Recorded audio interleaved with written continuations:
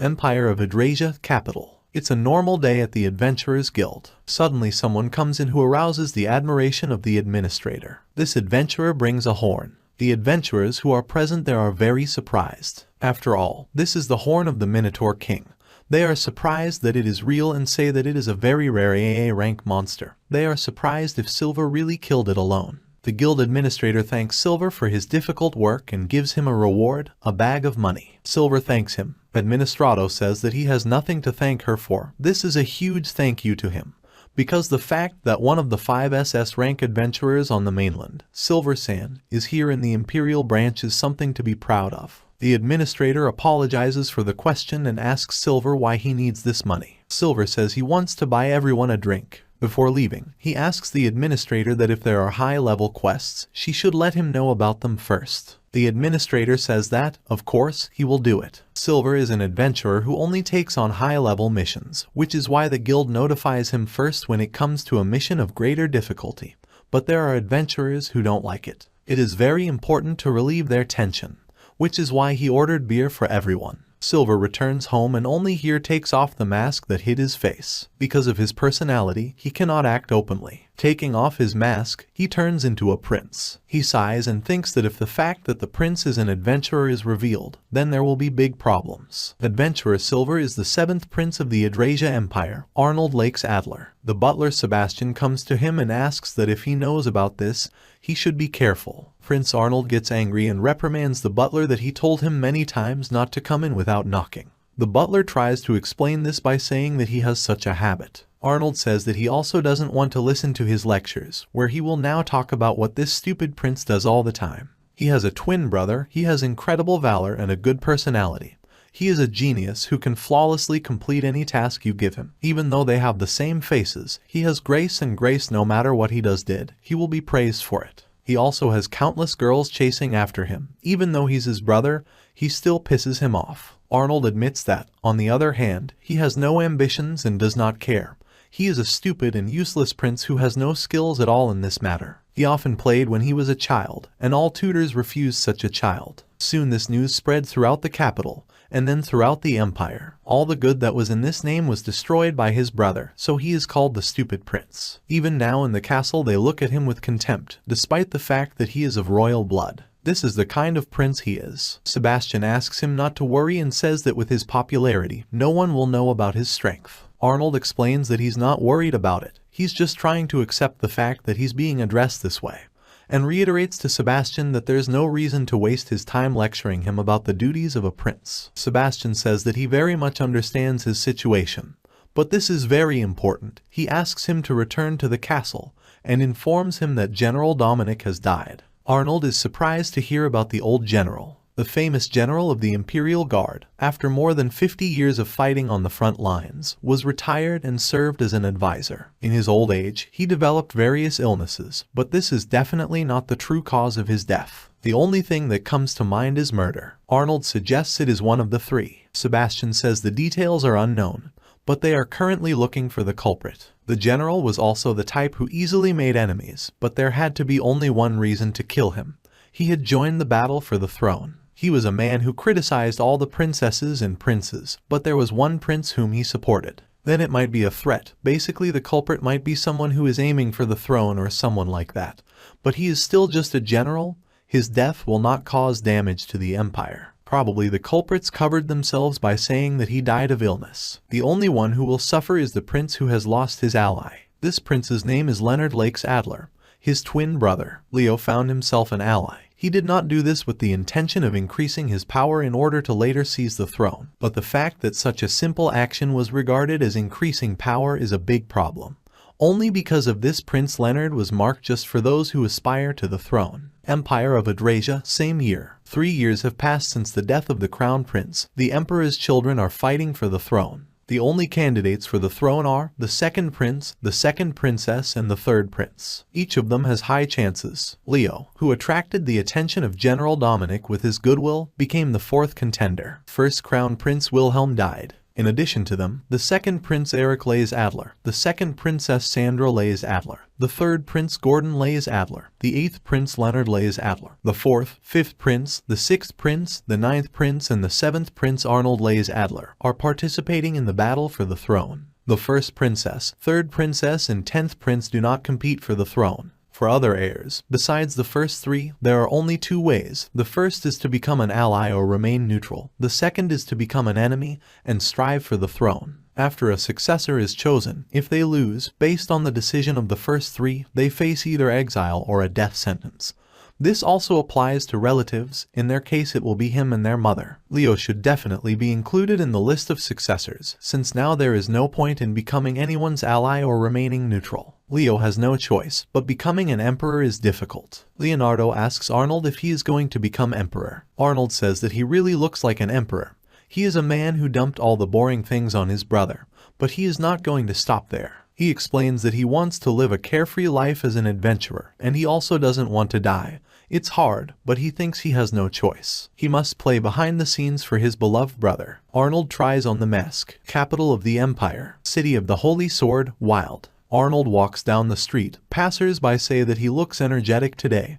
He thanks them. One of the townspeople says that Prince Arnold looks carefree every day, and even he is jealous of him. The passerby continues that Prince Leonard practices diligently every day, unlike him. Arnold says this guy does everything 10 times better than him. The townsman says that he is absolutely right, and he also heard that Leonardo is going to join the fight for the throne. Another townsman suggests that Prince Arnold can only lose in this battle. Another townsman apologizes for his rudeness and says that he is sorry that they are compared. Even though they are twins, the difference in talent is immediately visible. Arnold tells them not to worry about it because it's true. He continues on his way, thinking that they are all laughing at him, bowing their heads in respect. In the entire royal family, he is the only one who has no power. The entire aristocracy, including the ministers, look down on him with contempt. It is because of this that he does whatever he wants. No one cares about him, which is why he can continue his activities as Silver. He considers it normal not to stop and not change his behavior. If you do everything you like as a prince, then it is quite natural that you will find yourself in the same position. He comes to Leonardo. Arnold walks to Leo's office door, opens the door and warns him that he is coming. Leonardo is standing at the table. He is dejected. Arnold tells him that Grandpa seems to have died and asks Leonardo if he heard that he was probably killed. Arnold replies that most likely so. Arnold asks Leonardo what he is going to do. He says that he does not want to join the family showdown. Arnold says he knew Leonardo would say that. As he thought, he has no intentions of taking the throne.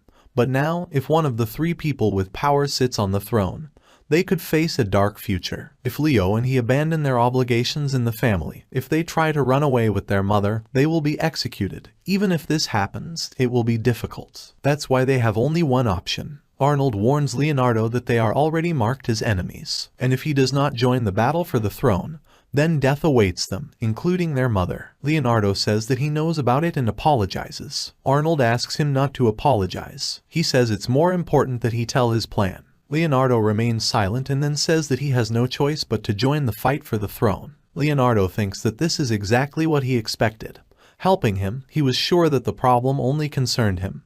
He was too kind to become emperor. Arnold says that Leonardo has no choice but to become emperor, and he will do anything to help him. He explains to Leo that at the moment his goal is to recruit allies and increase strength. If they build up more power, it will be more difficult for others to act against them. Leonardo asks what position Arnold will take. In this battle, whoever has the most power in their hands is the winner. The other three have strong power and a lot of resources. With Leo's current strength, he can't compete with others. Arnold says that he will try to gather as many allies as possible, but he asks Leo not to get his hopes up. Most of them have already joined the top three. Leonardo says he knows. Leo thanks his brother and admits that he thinks Arnold is better suited to be emperor than he is. Arnold laughs and says that this is some kind of nonsense. If he was going to become an emperor, then he would have no chance, but he is going to find a beautiful wife and live a happy life. And in order for this to happen, Leonardo needs to become emperor at any cost. Arnold sees Leo shaking and puts his hand on his shoulder. Leonardo thinks that he cannot help, because even for the outstanding Leo, the top 3 monsters, if viewed from the point of view of ability, the well-being of the nation is guaranteed no matter who becomes the ruler. However, no matter how strong they are not invincible. That's for sure. If these 3 fight each other, then Leo has a chance. Arnold says they will now start by raising their allies and recognizing their father. Leonardo admits he is right and says that in the end his father decides who will be his successor. Leonardo asks how they plan to gain His Majesty's recognition.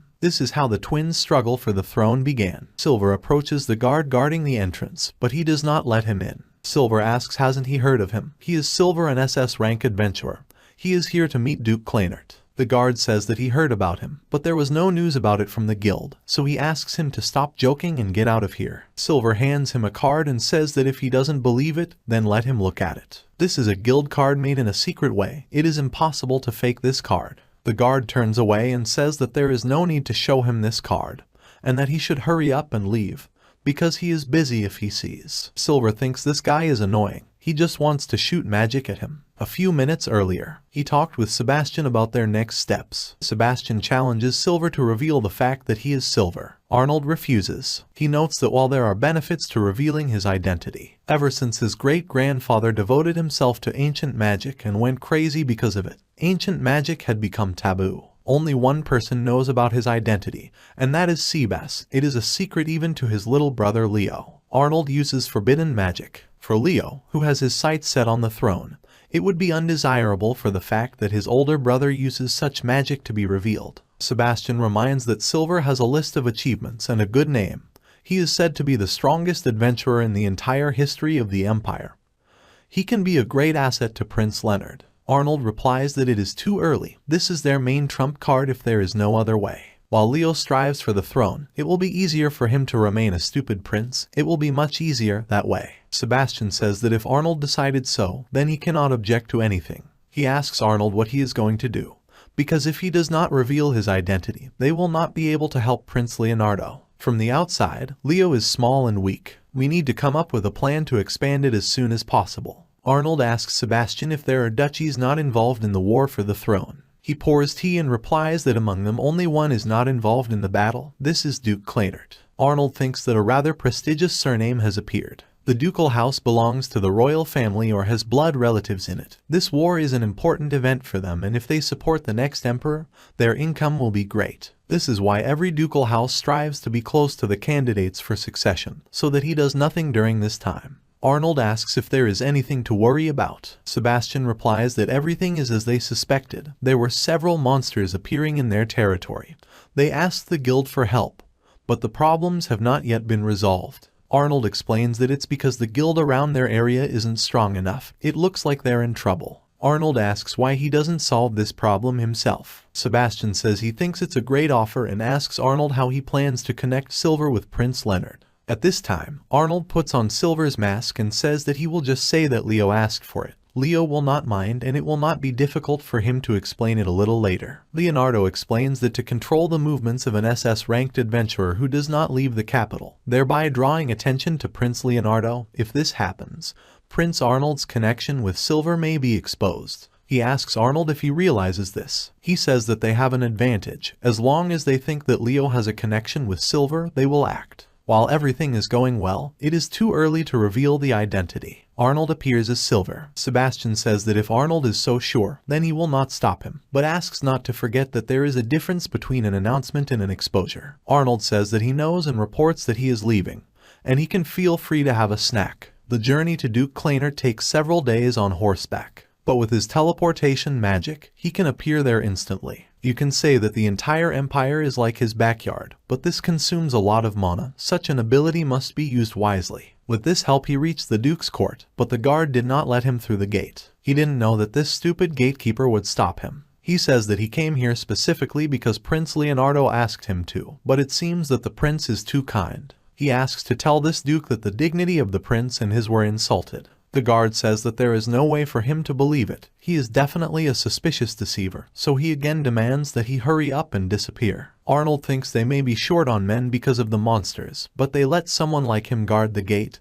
This family will be sorry to request the extermination of an SS rank adventurer. A fee of 3 rainbow coins is required. The value of the rainbow coin is so high that the peasant does not have the slightest chance of seeing it. Even for the Duke it is difficult to make this request. He came here of his own free will, but to drive him away is a fraud without confirmation. This is mostly the guy's fault, but also the gentleman's. He doesn't feel well to meet the Duke, but thinks to make him afraid. He sees a girl looking out the window of the ducal house. Judging by her appearance, she does not look like a maid, probably the daughter of Duke Kleinert.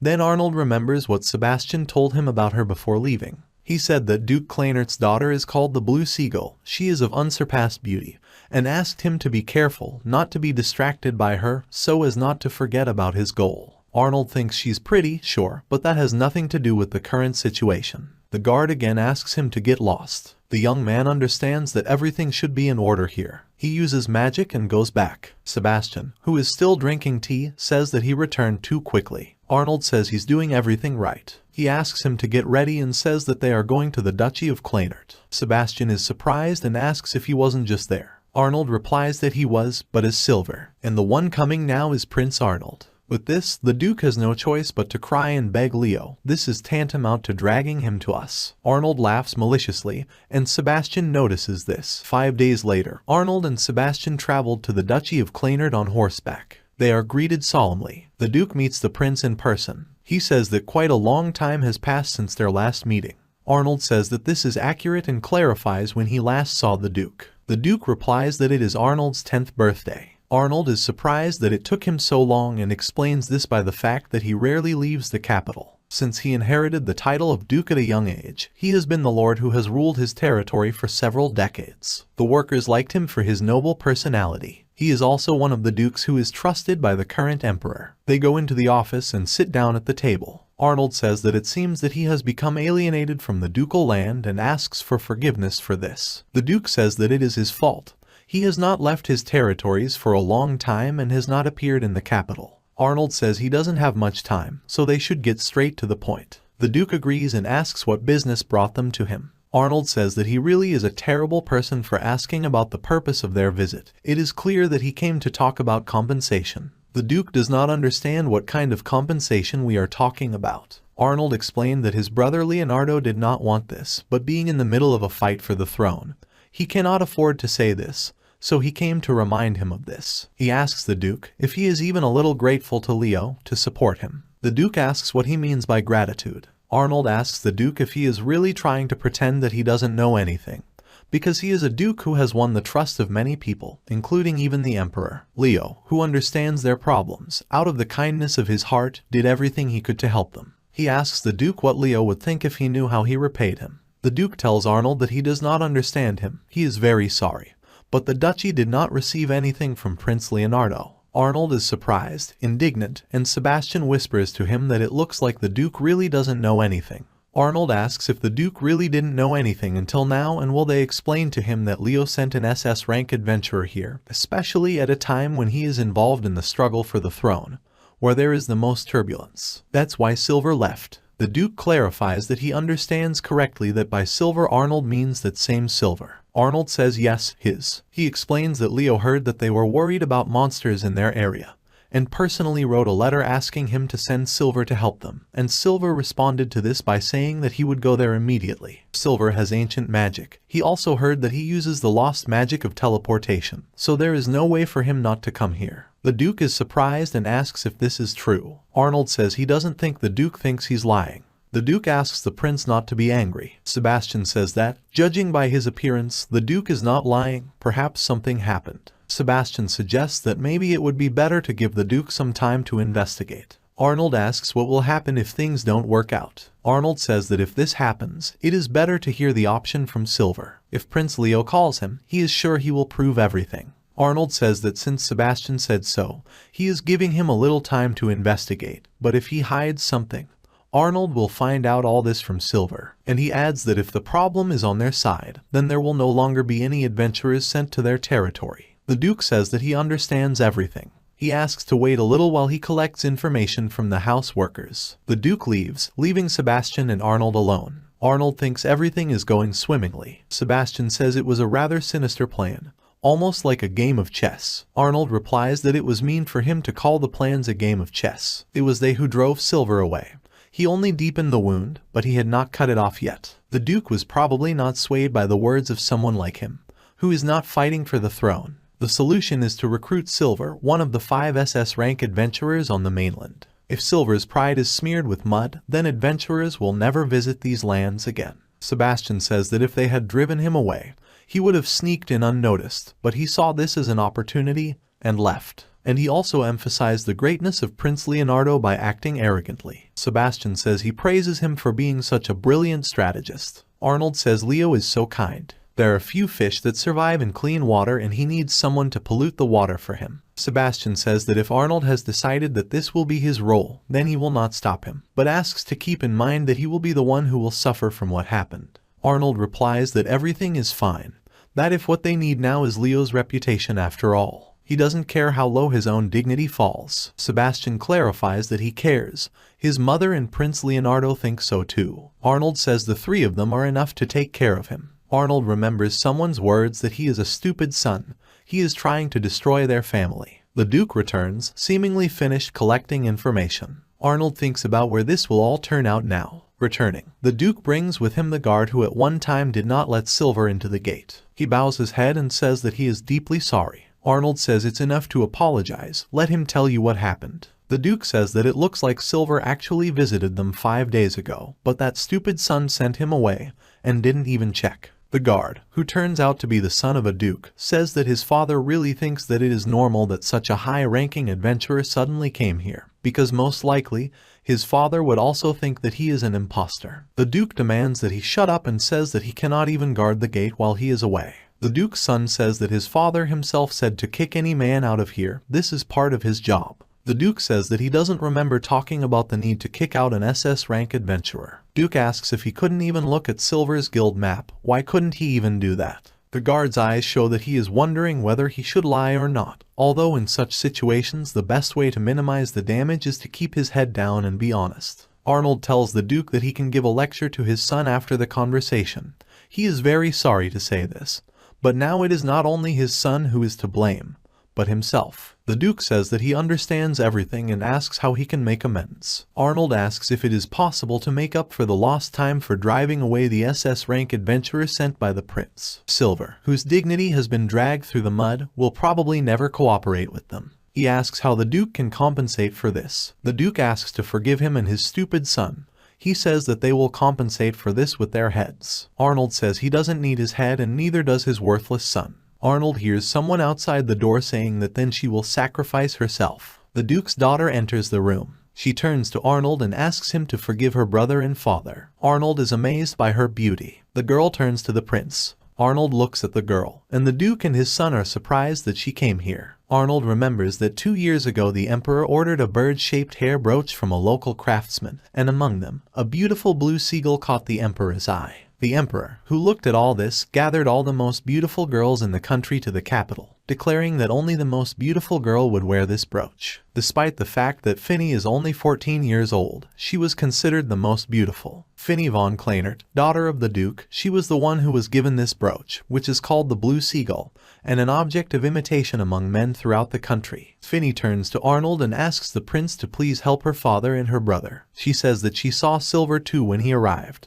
If someone sinned, then she should be held responsible for it. The father tries to stop her. He asks the prince for forgiveness and says that his daughter is still a child. The brother says that his sister didn't do anything. It's all completely his fault and asks him to please forgive them. Arnold thinks that he suddenly turned out to be a scoundrel. This is not the turn of events he expected from a psychological clash with the Duke. Sebastian tells Arnold that the Duke's family members do a lot for them. Why doesn't he just curb his aggression? Arnold asks what to do with Silver. Sebastian says that if they apologize to him, he thinks he will understand the situation. Arnold argues that even if Silver solves the problem in this territory, the fact is that their dignity, trampled by the Duke of Clarnate, will not be hidden. He says that they can discuss this with Prince Leonardo at the meeting, but there is no use discussing it with that guy.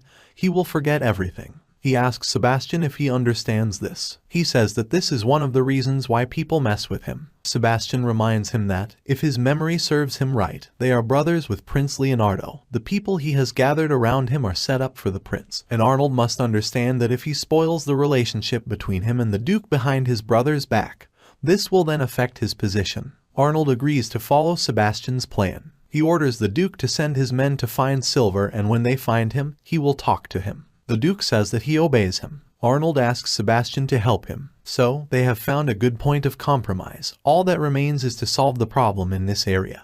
And then the Duke will side with Leo. This is their first debut step towards the war for the throne. From the Duke's point of view, he is a nobody who cares about his brother's kingdom. But that's good. Besides, the only one who will get the throne is Leo. Finny addresses the prince. She asks permission to go with him. He is surprised and does not understand what she is talking about. They arrive at the hotel. Arnold asks Silver if he is still in the duchy. It doesn't seem like him. Silver says that he knew that Arnold would send someone after him, but he did not think that this stupid prince would come in person. Of course, this is just an illusion created by him using magic. He was able to fool the innkeeper using magic, telling him that he was the strangely dressed guy who had been here for 5 days. He made it look like Sebastian had found Silver, and after that report he went to meet Silver. But Finny insisted that she go with him, so he had to play 2 roles at once. And, of course, he could not be exposed because of his voice. Silver's mask is very powerful in magic. It can not only change his voice and his body, but also, of course, leave a feeling of contact with the target. Even if they met several times, no one can say that he and Silver are the same person. Silver asks who is this girl next to him. Finny says that it is an honor for her to meet Silver and says that her name is Finny Kleinert. Her father is engaged in exterminating monsters, so she is here on his orders. She says this is not the first time they are meeting. They saw each other 5 days ago. She apologizes for being so rude on her part. Silver says she doesn't have to apologize. He's already canceled all his plans for their house. He heard that she was in a wise house where people were taken care of, but these were just words. Silver continues and asks the girl if she knows that for a country that suffers from monsters, adventurers are a rarity. If she really cares about her people, then she should be ready to accept any adventurers. The fact that her brother sent him away without even understanding the situation shows that the Duke is poorly prepared. Finny says that's true, it's their house's mistake. Arnold thinks this is the moment to take the first step, and he never thought he would have to do something like this. He will show her that he is able to convince Silver himself, and then, when Finny tells everything to the Duke, his goal will be achieved, and after this, he is sure that the Duke will be on Leo's side. Arnold asks Silver if he will continue his mission. Silver says that if he sees, then he is standing in front of him now, so yes, he will continue, and then he will do something to confirm his words. He asks if the stupid prince has made the Duke her ally. Arnold says no, he hasn't received his consent yet. Silver says that this is to be expected from a stupid prince, because he is not like his brother Leo. It seems he will remain a stupid prince. Arnold thinks he feels weird when he uses his own clone to insult himself. Silver asks Arnold not to worry and says that he will take it into his own hands, but he wants the Duke to promise full cooperation. If the Duke agrees to this, then he will do part of his work. He explains that he has his own reasons for his brother Leo to become the next emperor. The reason why he left the capital and came here is so that Prince Leo and the Duke would be in an alliance. Just because of this, Silver says that based on the reputation of Prince Leo and Duke Kleinert, he decided to help them. But because he was driven away that time, Prince Leo's reputation dropped slightly. This is because it was Prince Leo who asked him to help them, and if he does not force the Duke to sign the oath, he may be deceived. He asks Arnold if he understands this. Finny says her father would never do such a thing. Silver explains that there is no reason to protect him now. Their trust between the houses is already gone. Arnold clarifies that this can only be fixed if the Duke promises to support Leo. Silver answers in the affirmative. Arnold says that he would like Silver to compromise and help kill all the monsters, and then the Duke will definitely become Leo's ally. Silver asks if the stupid prince really wants him to believe him, and if he even understands what he is asking for. Arnold says that, of course, he knows, but even so he asks him. He bows his head and asks Silver to understand him. At this time he himself thinks that if Sebastian saw him in this position, I wonder what he would think. It is easy for someone like him, who has no pride, to bow his head to someone, especially to an illusion that he himself created. But it doesn't matter, it won't affect him in any way. Silver says that you can't bow your head right away,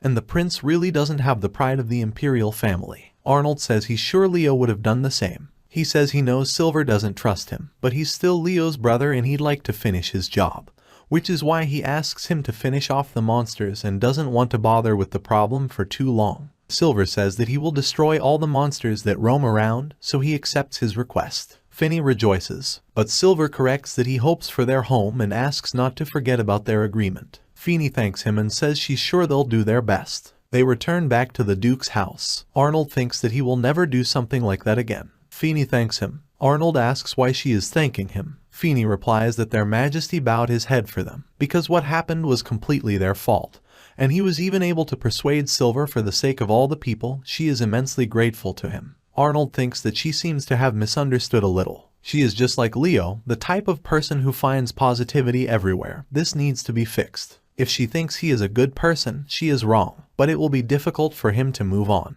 He says that he bowed his head only for his own benefit. She doesn't seem to understand that. The girl says that if this is the case, then she asks to be allowed to continue this misunderstanding. She misunderstood that their highness was actually a terrible person.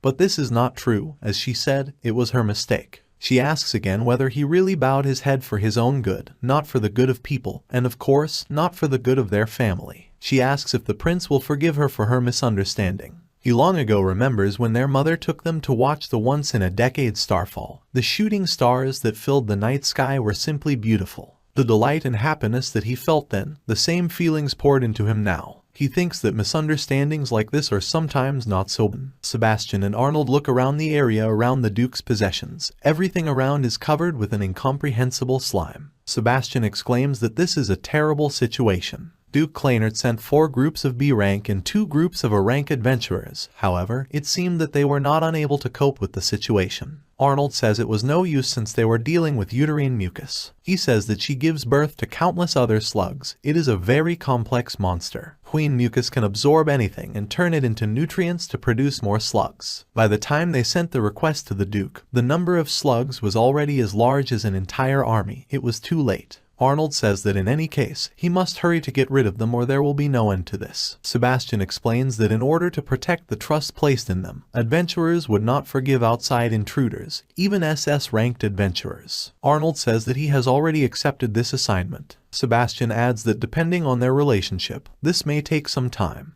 Arnold reports that, frankly, they don't have time for this at all. He hopes for the understanding of the local adventurers. Arnold tells Sebastian that he can come back, he can handle it himself. Sebastian leaves and wishes Arnold good luck. Arnold goes to the adventurers who are located in the clearing. They look at him and realize that this is the same magnificent SS rank adventurer in front of them. One of them says that his name is Abel. He is the leader of this group.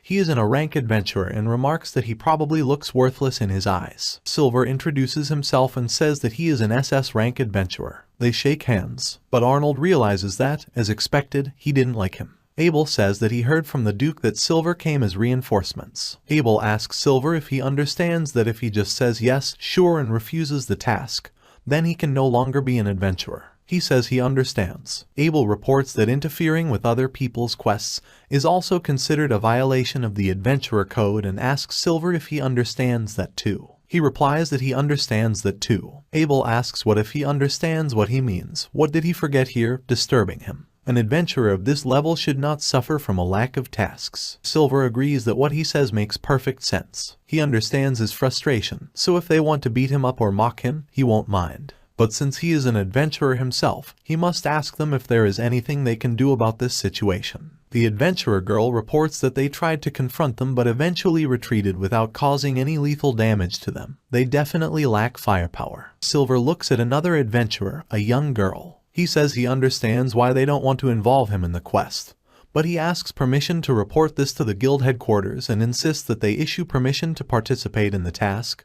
He will take him and bring him here again. If they can get rid of the monsters by then, he will not stop them. Although these days the safety of this area will be at risk, since he is an adventurer, he cannot allow the level of danger to be even greater. Abel clenches his fists. He sits down on a box fitted under a bench, thinks about it and finally agrees. He says he agrees because they don't have enough power, tells Silver to do what he wants. Abel asks the other adventurers for forgiveness. If Abel had been alone, he could have continued on his way, but he also cared about the members of his group. Arnold considers him an excellent leader. Silver says that due to their weak attacks, they do very little damage. Adventurers of this level are usually only requested for groups consisting solely of a rank people. He says that they did a good job and the guild will be grateful to them. Abel grins and says that he never thought the day would come when an SS-ranked adventurer would praise him. He clarifies that he is not being sarcastic at all now. Silver raises his hand and says that he is grateful to Abel with all his heart. He believes that he is in his debt,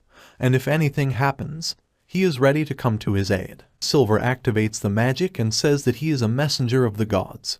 He acts on behalf of heaven and earth. The hour of justice has come. The sinner must shudder and the innocent must rejoice. His word is from God. His blow is a blow given by God himself. There is a flame in his hands that could burn the earth. He asks the flames of heaven to reduce the sinner to ashes. The flames hit the earth. Abel and the other adventurers are terrified. All the mucus that was on earth burns up. Abel is amazed that he really demolished an entire mountain. The adventurer girl says that he used ancient magic that an SS rank adventurer uses. Silver says everything should be fine now and asks if he can leave a report for the guild on them. Abel says that he must do it himself because they did nothing and he is the hero who saved the duchy. Silver says that he is not interested in this.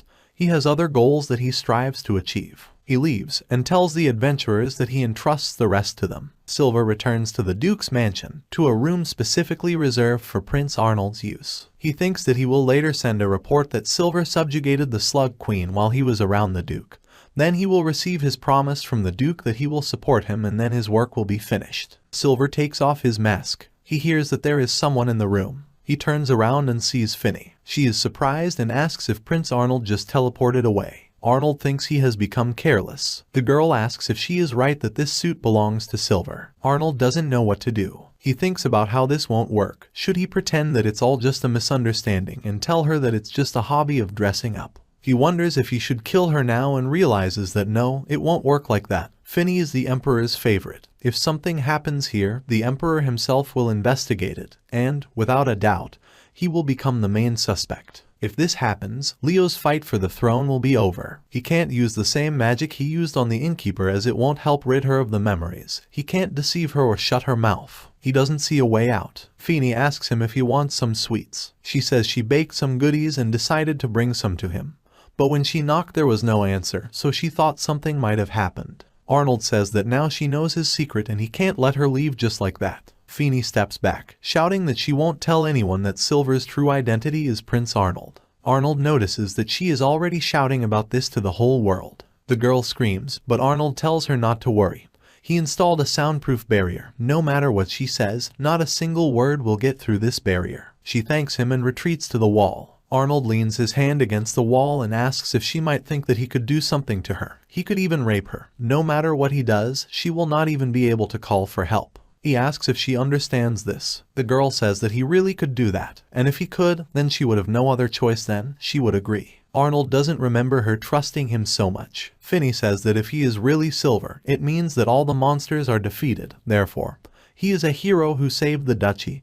He also came here as a prince, performed various skits, and this is all for the sake of his brother, so she trusts him. He is someone who acts for the benefit of other people. Such a person cannot be bad. Arnold thinks that she is truly a very kind person if she is able to believe so much in another person. So, now she knows that he is Silver. She also understands that his every action was aimed at making the Duke start helping them out of gratitude.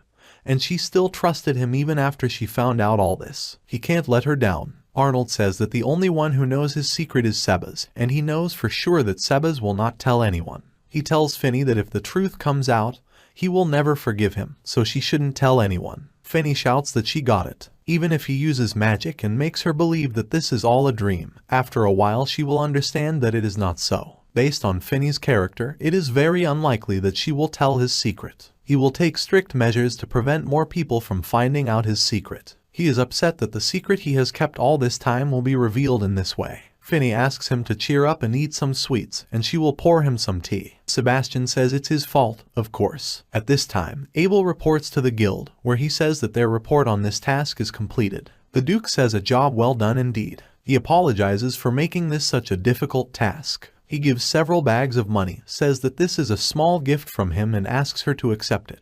Abel says that the reward for the task is enough, and as he already mentioned in the report, it was Silver who solved the problem, not them. As adventurers, they have a sense of self-respect, so they ask for forgiveness. The Duke says that he understands very well and promises that if anything happens again, he will again seek their help. Abel replies that when the time comes, they will do everything possible to live up to their hopes single-handedly. The Duke summons Arnold and says that he was not grateful enough to His Highness. He thanks him. Arnold asks the Duke to leave his thanks for Leo. After all, Silver and he are only here for Leo. The Duke says that their house will send all their support and assistance to Prince Leo. They shake hands. The Duke says that they are now under their care and offers to help Prince Leo sit on the throne. At the same time, people looking for opportunity will come to support Leo. Now the Emperor recognizes Leo as a worthy candidate for the throne. We can say that they are already at the starting line. The Duke asks if they have enough allies. Arnold says no, they need to start negotiating with the other nobles who are now just watching from the sidelines.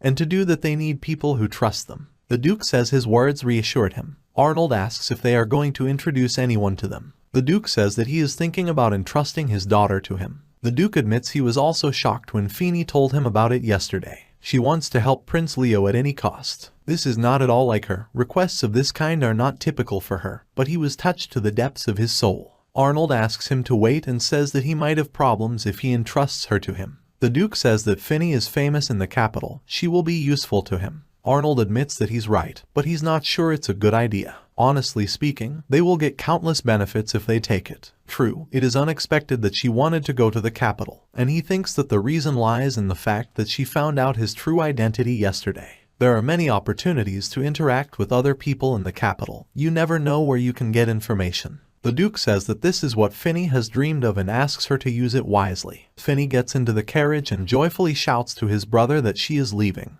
The Duke asks her to take care to be useful, and her brother asks her to take care of her body. So, Finney and Arnold go to the capital. Finney says she may not be very useful, but she's in his care now, so he should take care of her. She asks Arnold why he got wet. He replies that he is simply amazed. From now on the struggle for the throne begins. Countless dark and bloody battles await them, and if she changes her mind, then now is her only chance to go back. He asks if she understands this. Finney says she understands that she still wants to be useful to him. Also, if she is close to him, it will be easier for him to keep track of her. Arnold thinks he would be less worried if she stayed on her property. On the way to the capital, he wonders whether everything will be fine with him if he allowed such a girl to know his secret. Returning to the capital, Arnold goes to his brother. Leo says he knows his brother is well known, but he never thought he knew Silver. Arnold says that it was Silver who contacted him. He said that as proof of his trust he would help recruit Duke Kleiner, so he made up a story in which Leo asked Silver for help. It was his fault that he didn't ask Leo's permission after it had already happened. Leo says that everything is fine, asks what his brother's opinion is on this matter. Arnold says he thinks he can be trusted for now, but he's a very mysterious man and hasn't revealed his motives for working with them, so don't trust him completely. Silver took the initiative. In this case it will be easier for him to act, and even if the connection with Silver is revealed, it will look like he was using him. Leo says that thanks to him, the Kleiner duchy was saved and they gained the support of the Duke. There is no doubt that he is a good person. Arnold says that Leo is on his own again. Again he thinks only about the positive traits of everyone. He reports that Finney also came here. Finney brings them tea and invites them to have some tea. Leo drinks and says it's very tasty. Finney is happy. Arnold thinks that they are already acting friendly. Despite the fact that they just met, this should be considered talent. Leo asks how Arnold wants Finney to help them. Arnold answers that mainly as a negotiator. To begin with, she will often travel from her mansion to their capital. This should show that Duke Kleinert is on their side. That's all for now. He asks Leo if he was able to gather allies in the capital. He hesitates and says that it's hard to say.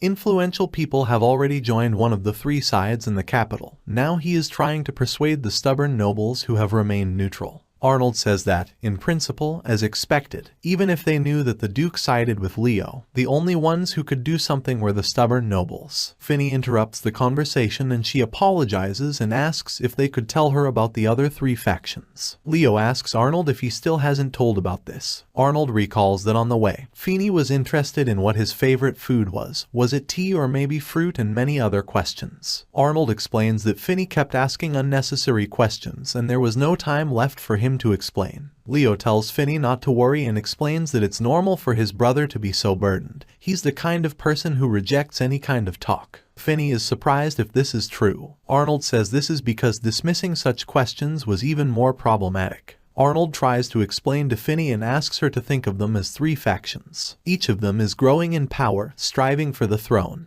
The first faction is the second Prince Eric Lakes Adler, 28 years old. The smart prince controls most of the cabinet members. The second faction is the third Prince Gordon Lakes Adler, 26 years old, the most powerful asset of their army, often personally taking part in the battle. The third faction is the second Princess Xandra Lakes, 22 and 2 years old, excellent in magic, and has also gathered the support of all the magicians in the empire. There are others in the imperial family also vying for the throne, but they are not even close to these 3. Civil servants, military men, and magicians. Each faction has a solid number of supporters, and the nobles take advantage of this and increase their own strength. This is the current state of the War of Succession. It started 3 years ago when their older brother, the Crown Prince, died. Finney says that she heard about it. Her father said before that if he had lived, then the war for the throne would never have happened. Arnold explains that on the other hand, it gave everyone else a chance. Arnold realizes that something is wrong here. This brave and worthy older brother of theirs, who was the best version of Leo, combined with a wonderful character, died so easily on the battlefield. The Emperor's personal investigation has proven that there was no trace of a conspiracy, but he cannot shake the feeling that something evil is behind it. Arnold pulls himself together and thinks that there is no point in continuing to think about a dead man. He says that he is no longer here, and these 3 will not show mercy in the face of the enemy, so the only way for Leo is to take the place of their elder brother and become the emperor. They have no other choice. Leo says he knows about it, but he doubts whether he can handle it. Arnold tells him to relax and says he'll make sure he gets through it and rushes over to hug him. Leo is indignant and says that he is hurt. Arnold apologizes. At this time, a girl enters the room. She apologizes for interfering in the conversation. This is Marie Verker. She met Leo while looking for a job, chosen for her potential. She works as Leo's assistant despite her civilian background. Leo introduces Marie to the daughter of Duke Kleinert. Finney says it's nice to meet you. Marie replies that it is mutual. She explains that she is Leo's maid and asks to call her simply Marie. She understands that if Finney is here, it means that the Duke is on their side, and it's all thanks to Arnold. Arnold gets embarrassed and asks Marie to stop. Marie praises him and says it's a great job, and Arnold thinks he was just fooling around, but he ends up being praised. Arnold looks at Marie and thinks that she is as silent and emotionless as always. Due to his happy-go-lucky personality, she doesn't seem to have any good feelings towards him.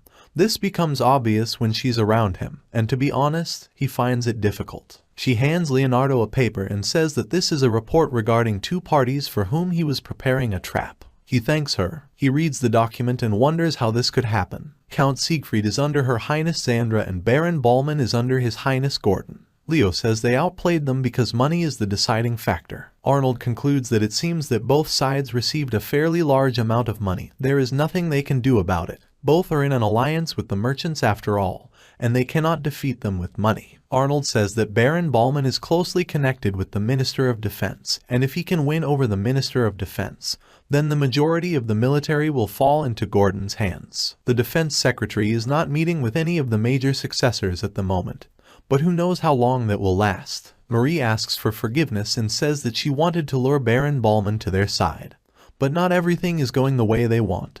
But there is progress. Arnold says Finney is here with them and that will likely make things easier from here on out. Finney says she will try her best too. Arnold is about to leave and says that he will go to rest for a while. Perhaps it's because they rode horses all the way and his back hurts. Leo laughs and tells him not to talk like he's an old man. Arnold suggests that he try to do it himself at least once and his back will hurt too. Arnold and Finney are walking down the street. Finney suggests they take a different route, and Arnold agrees with her. Finney apologizes that he has to constantly listen to her selfishness. Arnold replies that if he accompanies her, he doesn't mind. Several days have passed since Finney arrived in the capital. Finney's travels around the city caught the eye of the capital's residents every day. Rumors that Duke Kleinert supported Prince Leo began to spread. Passers-by whisper that it looks like Finney has come to meet Leonardo again. They wonder if they are not too close. Based on this, it looks like this story is turning into a love affair between Prince Leonardo and Finney.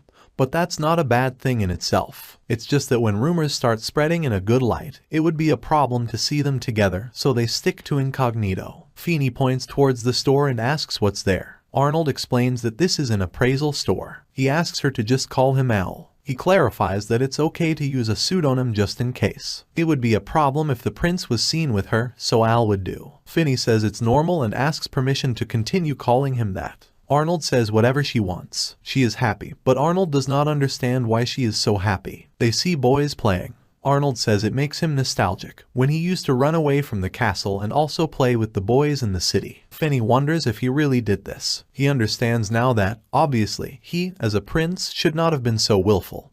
But even now from time to time he meets friends with whom he played before. Finney is jealous of him. She says that friendship that goes beyond a title is great, and she doesn't have many friends after all. Arnold tells her that she can make friends in the capital. There are a lot of bad and good people around, after all. Finney replies that it would be great if she could make reliable friends. It's not because they are friends now, time doesn't matter in friendship. The boy throws water at Finney. He asks her forgiveness and asks if she is okay. She says that it's okay, that everything is fine. Arnold pulls her hand and asks her to follow him. Finney doesn't understand what's going on, and Arnold says that all her clothes are see-through. Finney is startled and tries to cover herself with her hands. Arnold says he knows the owner of a place nearby and offers to get her some clothes there. They enter the store. The seller says it's wonderful, such naivety. Arnold asks him not to talk too much about it. The seller says that this is something new for him, because he is rarely seen walking with a girl, and asks if the time has come for him too. Arnold replies that he should think what he wants. Finney puts on a new dress, leaves the fitting room and asks how they are. Arnold says he thinks it suits her. Finney says she's glad because Al chose him in the end. The seller asks how their highness will pay, most likely the same as always. The prince says that yes, he will let Sebastian or someone else know a little later and thanks the seller. He invites them to enjoy their date. Finney is shocked to hear the word date, and Arnold explains that he's just taking her around town and asking him not to misunderstand. They go outside and continue their journey through the city. They buy their own food, admiring the ducks in the park, watching waterfalls. Finney is delighted. In the evening, they are going back to the castle. Arnold hears someone calling out to him and says that this is really the stupid prince in front of him. Arnold realizes he's met someone he doesn't want to meet. He sees Jide von Horvath in front of him. He is the eldest son of a respectable famous family, and despite his reluctance, his childhood friend since his youth. He was only good in front of Leo, and he himself often bullied him from the moment the adults abandoned him. Arnold turns to Jide and says that he is rarely seen here now. Jide replies that he just saw a sad-looking face that doesn't look like a prince and decided that it was him a long time ago. Jide presses his cane on Arnold's leg.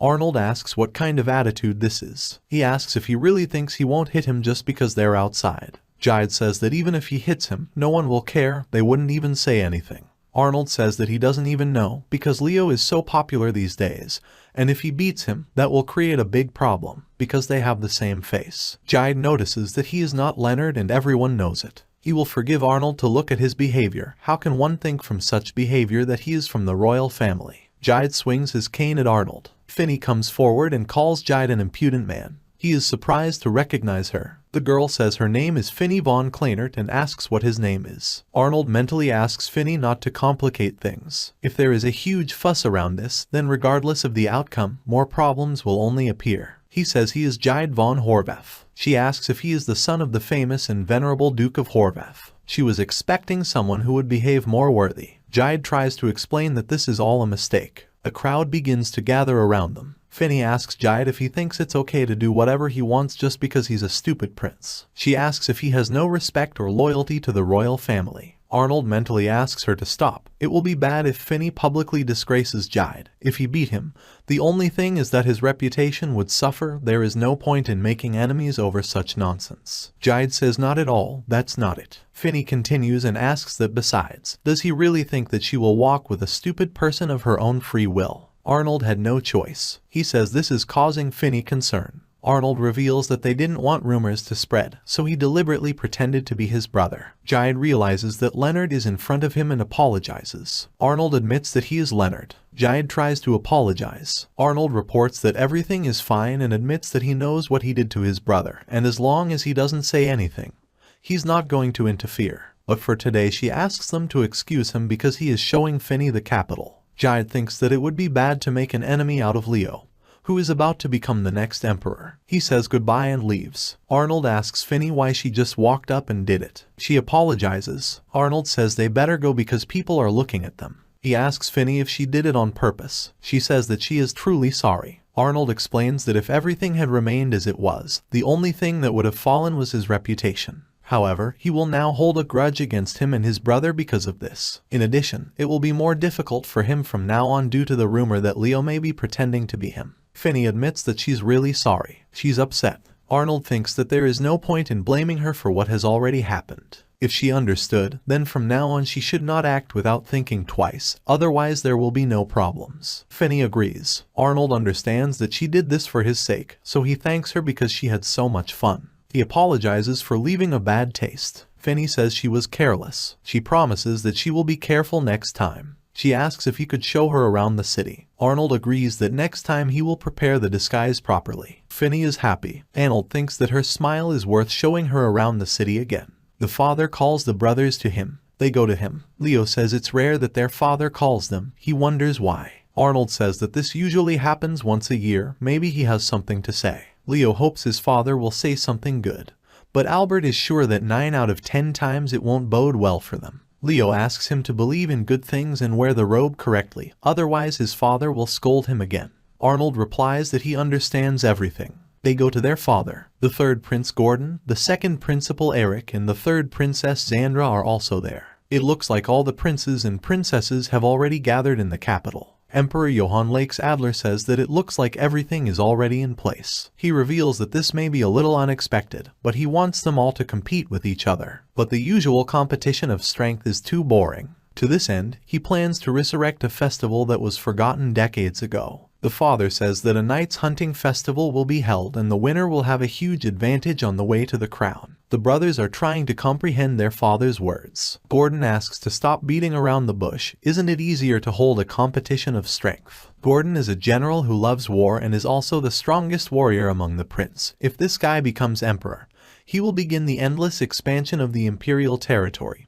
People will be drawn into a war that they never wanted. The emperor stops him and asks where a 10-year-old boy will have the strength to compete with him. He means the 10th Prince Rupert. Princess Xandra says that everything is correct and asks him to think a little, because even such a walking muscle as he must have a drop of logic. Xandra is the most cruel among them. She delved into the study of necromancy so she can resurrect the dead. If she becomes emperor, then the empire will turn into a magical superpower wherein human experiments will be allowed. Gordon says that he can crush such a weak magician with his finger. Xandra asks if he doesn't always talk about military honor and death on the battlefield. Gordo offers to give it to her. In addition to them, the 10th Prince Henrik, the 6th Prince Conrad, the 4th Prince Traga, and the 5th Prince Carlos are present here. Arnold thinks that these two are dangerous as always, but have they forgotten that they are standing in front of the emperor? A young man comes forward and asks the emperor to forgive the rudeness of his brothers and sisters. This is Eric, the foreign minister in charge of the empire's foreign policy. He is a genius. His intellect is rated above the crown prince. At this point he is the closest person to the throne. He would no doubt kill them to prevent any future outbreaks of rebellion. If he becomes emperor, the empire will be safe. Father says everything is fine. Rivalry is good. That's how he himself became emperor after all. And now he will explain to them the essence of the nightly hunting festival. On it, the imperial knights compete with each other in hunting monsters. Victory is determined by the rarity and size of the monster caught. The festival was often held at a time when there were many islands in the empire, but today adventurers have gotten so good that there is no longer a need for it. Arnold understands that if his father is going to involve the Imperial Order of Knighthood, which reports directly to the Emperor, then everything is serious. He says that recently the monsters have become more active, but then the adventurers will have no work. Would the guild really approve of this? Father says he doesn't have to worry about it. He's already got permission from the guild. Last time they failed to cope with the attack of monsters in various areas, so they are glad to have their help. Arnold thinks this is interesting. Most likely, it happened like this. A representative of the father came to the guild and reminded that the empire was paying the guild's expenses, but for some reason the monster was not getting smaller. The guild administrator apologizes, and he reports that the state is planning to hold a festival dedicated to hunting monsters, and asks if the guild approves of this. The administrator is against it, but the representative asks if they can then find good adventurers who will do something about the monsters. The administrator says that this is also impossible. The representative asks to choose one of the two, and the administrator agrees to host the festival. It went something like this. The guild is in a narrow circle between the empire and the adventurers. If they do not take countermeasures, then damage will be caused to people, their crops, and adventurers as well. In this sense, it is a brilliant plan to involve the Imperial Knights in hunting monsters. The festival will not only bring profit, but also provide security to people. As expected of the Emperor, he has come up with an excellent strategy, but it is not clear how he intends to involve them in the festival. Eric clarifies that, in short, his father wants them to lead the orders of knighthood. The father says that, as expected from Eric, he guessed everything correctly. He will personally present the orders to them. They can go hunting with them, or relax and hope for a good result. But knights will not swear allegiance to those who cannot even fight alongside them. This is a big blow to the chances of a claimant to the throne. This mainly applies to the third princess, who is still a child. Gordon explains that what father meant was that even if you can't fight, you should at least have the determination to stand on the same field like them. He says he would like to know about the reward. The father replies that this is a good question and says that the winner will receive the post of plenipotentiary ambassador of the empire. After the meeting, Arnold and Sebastian discuss the situation. Sebastian says things have become more complicated. Arnold agrees with him that it hasn't gotten any easier. Finney thinks that this is a good opportunity for them, since everyone will be given an equal number of knights. Arnold says this is definitely Leo's chance to become an ambassador. He will be treated as the next emperor in the country you are sent to, and he will also have the opportunity to improve relations between the countries. On the other hand, if one of their three competitors becomes an ambassador, the hole they closed will open again. Unlike those two, they don't have much strength to bite the bullet and refrain from participating. And if this happens, then they will have to withdraw from the War of Succession. Sebastian says that's bad. We need to hurry up and do something about it. Arnold asks him if he has gathered any information yet. He replies that not as much as he would like. It seems that the knights themselves only found out about this yesterday. Most likely, the decision was made behind closed doors by the Emperor and his advisors. If this is the case, then their capabilities will be limited. The deciding factor will be the candidate's luck and skills. Whether they encounter a rare monster or not, it will all be down to luck. It doesn't matter how much power you have if you don't get the chance to show it. If there is also information that the Knightly Order believes that the festival will be held in the eastern part of the empire. Finney asks why this is. Arnold explains that the most damage from the monsters was done in the eastern part, and it looks like they will have to deploy that way. He thinks it's a lot like his father. It turns out that he specially prepared the site for the festival. If the eastern part becomes the center of the festival, tourists will flock there. This will simplify the reconstruction of destroyed areas. Sebastian says that the knightly orders will be sent to the eastern part and will get there only in a couple of days. They would hunt and compete in the number of kills and their rarity, and the emperor himself would choose the winner in the end.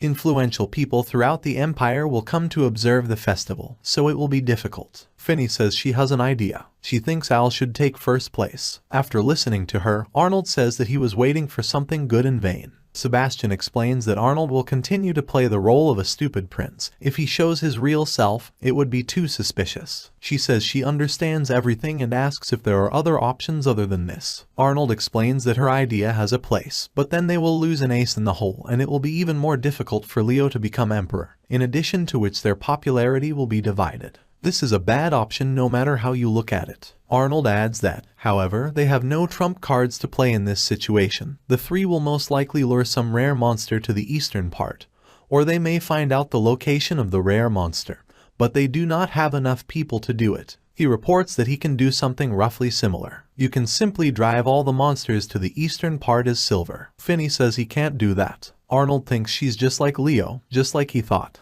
He says it's true. If he does this, the people living in the eastern part may suffer even more before the festival starts. That's why he's not going to do that. Leo wouldn't support it either. Finney says she's very happy to apologize for saying something without thinking again, even though he would never do such a thing himself. Arnold replies that everything is fine. She can say whatever comes to her mind and her opinion is always correct and fair. Finny doesn't understand what he means. Sebastian explains that Albert meant to say that he likes her just the way she is. Finny is surprised. Arnold says that he doesn't remember him saying that. Sebastian asks again, maybe he hates her then. He says no. Sebastian insists that they will then assume that he likes her. He asks Finny if this is wonderful. Finny says yes. Arnold believes that let them think what they want. At this time, Leo enters the room. He apologizes for the intrusion and asks if he is interrupting their conversation. Arnold explains that they were going to discuss how to make him the plenipotentiary ambassador of the Empire. Leo says he thinks his brother should take the position. Arnold clarifies whether he really thinks that he knows how to build relations between states. Leo says yes, he thinks so. Arnold thanks him, but believes that in all seriousness, he cannot win this hunting festival. Only Leo can do this. Leo agrees that it is, but he will hate it because the thought of their opponents being siblings only repels him.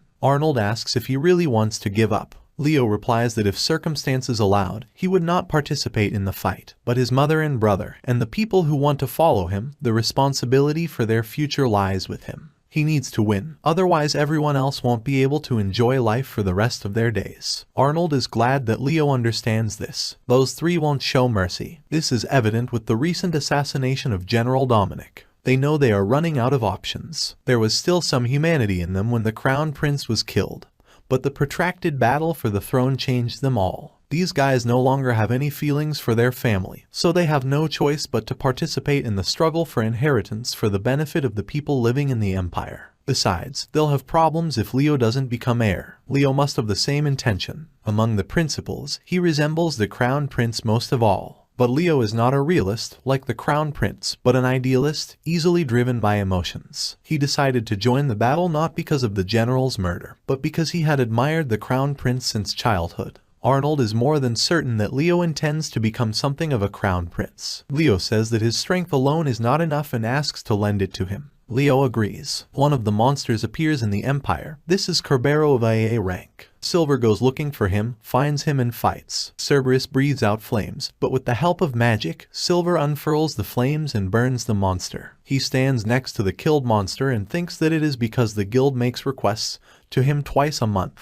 He sees a horseman approaching him and thinks that it seems that there really are more monsters in the Empire. A horseman approaches and asks him if the explosion was his work. Arnold says that if so, how about saying your name first? The girl says that she represents the Imperial Knightly Order. She is Captain Elna von Amsberg of the 3rd Corps. The girl said she came because she heard about a Cerberus appearing, but it looks like the guy already dealt with him. The guy looked at her and realized that this girl had the last name Armsberg, which would make neighboring countries tremble upon hearing this last name. Armsberg are the descendants of a great hero who defeated the demon Lodra that shook the entire continent 500 years ago. The emperor gave the hero a unique title and power over an entire continent, marking the beginning of a brave house. Guardian of the Empire, an heiress worthy of this title is Elna. Arnold looked at her and remembered his childhood with her, when she not only protected him, but also trained him in Spartan conditions. But now his face is hidden behind Silver's mask, and he ironically asked Elna if it wasn't obvious that he had dealt with the Cerberus,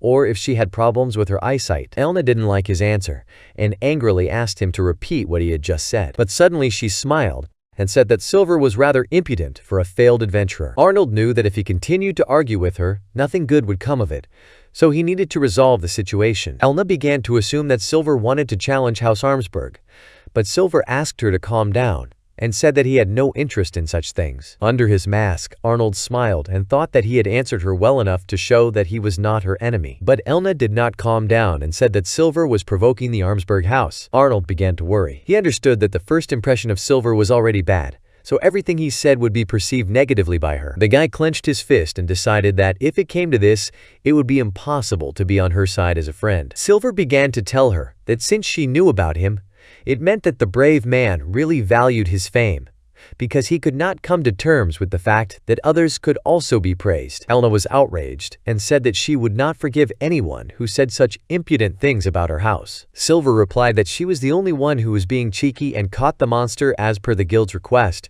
but from what she said before, she also intended to kill it. Elna began to explain that she had no such intentions and that she was thinking about people. The girl and her team had no more time to continue their argument, so Elna turned around and told Silver to remember before leaving that the Empire was defended by knights and soldiers, not adventurers. Silver told her that he remembered it, but he could forget about it right away. Finally, Elna and the rest of the knights left the boy alone. Arnold began to rejoice that Elna was in his arms, and now he knows that feeling of revenge of a child who was bullied. A few days later, the butler stood next to Arnold and listened to him. Arnold said that today was a memorable day, and the door would be open to the capital of the Imperial Corps that would join him. He turned to the butler and asked his opinion about who would be coming, to which the butler replied that it must be one of the high-ranking captains. Arnold said that everyone would do except Elna, to which the man said that she was an extraordinary child of the brave house, and it would be wonderful to have her on their side. But the guy knew about her undoubtedly good abilities, but he can't cope with her character and she's just a devil. The butler knew that she was known for her high moral qualities,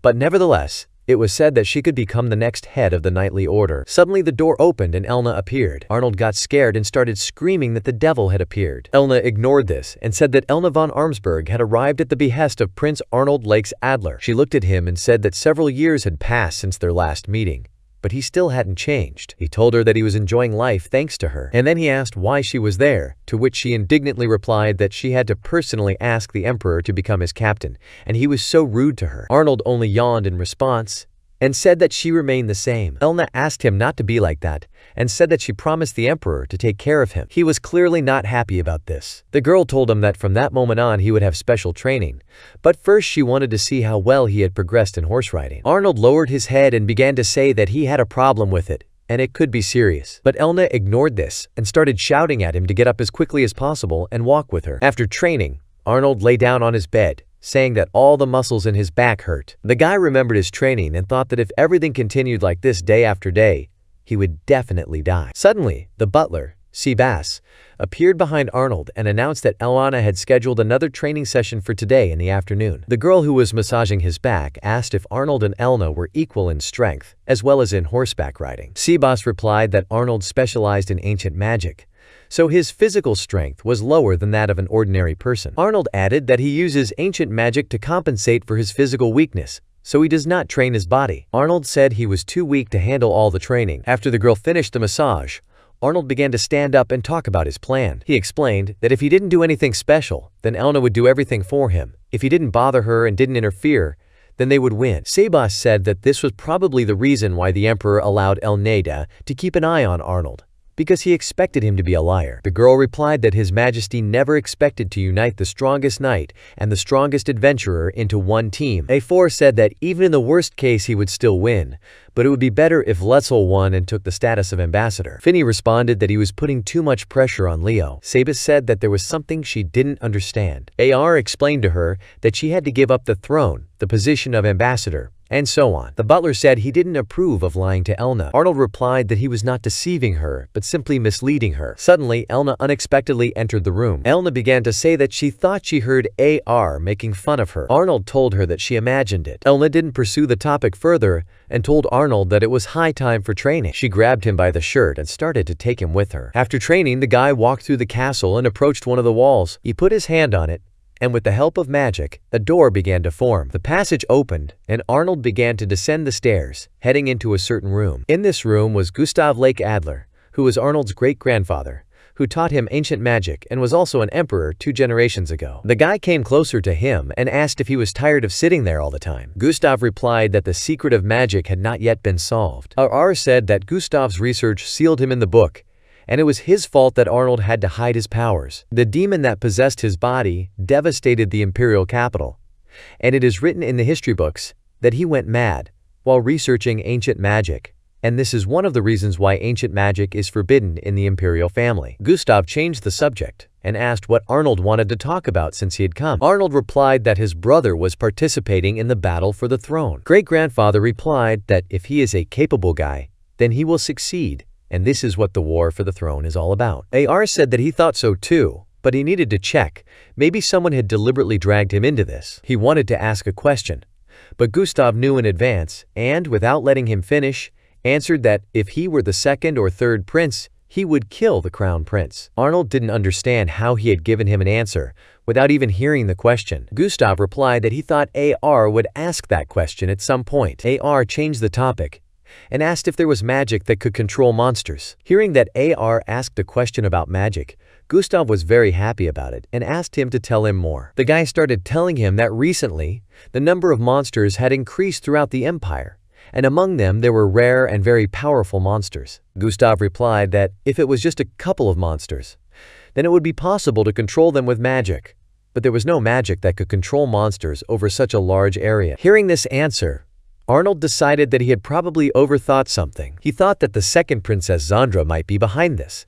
But if Gustav said that such magic does not exist, then it really does not. Gustav added that such magic does not exist, but there is an artifact. This artifact is a flute, which was called a hamelin.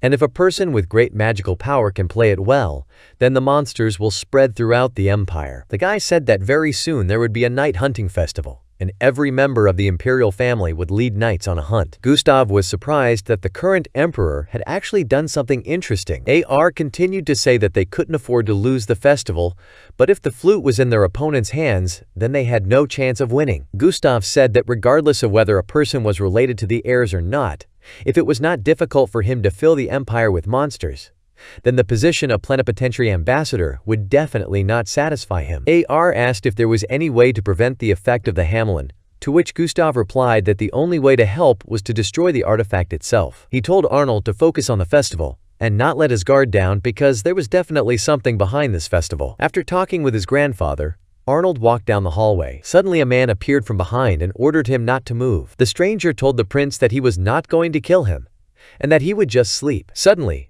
a barrier with chains formed around the criminal. The criminal began to hit the barrier with his sword, trying to get out, but nothing worked. Arnold told him to calm down and asked him who helped him get into the tightly guarded castle. The criminal began to say that he would rather die than name the person who ordered the hit. Arnold realized that the criminal did not deny having a customer. Sabus appeared behind the guy and reported that he had neutralized the other three. Arnold praised him and then walked closer to the criminal. He asked again who hired him and began to use his magic. The criminal grabbed his head, began to scream in pain, and finally named the man's name, Zandra. He fell to his knees, began to tremble, and say that he had said nothing. Arnold, having heard what he wanted, turned around and ordered the butler to hide the criminal in a secluded place. He might be useful later. A few days later, Arnold's carriage set off. They were heading to the city of Kiel, where the opening of the festival would take place. AR sat near one of the stalls at the festival and thought about Gustav's words. Suddenly, a girl ran up to him, asking for forgiveness for being late. She thanked Arnold for accepting her invitation and suggested that they have some fun. The guy stood up and suggested that she go for a walk near the counters. A little time passed and the girl began to say that her stomach was full. Arnold gave her water and told her that if she wanted to win everywhere, she needed to eat little by little. She took the water, thanked him, and said that the food was absolutely delicious. AR smiled and said that just admiring it without eating anything was also fun. Suddenly they were distracted from their dialogue as they noticed Leo and Marie in the crowd. The boy and girl looked at them and thought about what they were doing together. Leo and Marie noticed them too, so they came over to say hello. Arnold started asking what Leo was doing there, to which Leo replied that there were thefts happening everywhere. Arnold and Finney were surprised to hear this answer. Leo said that there were gemstones being stolen, so Finney should be a little more careful. When Finney heard this, she didn't understand at first why she was the one, and then she remembered her precious hairpin. Finney said that it was a gift from us to His Majesty, and it was her favorite hairpin.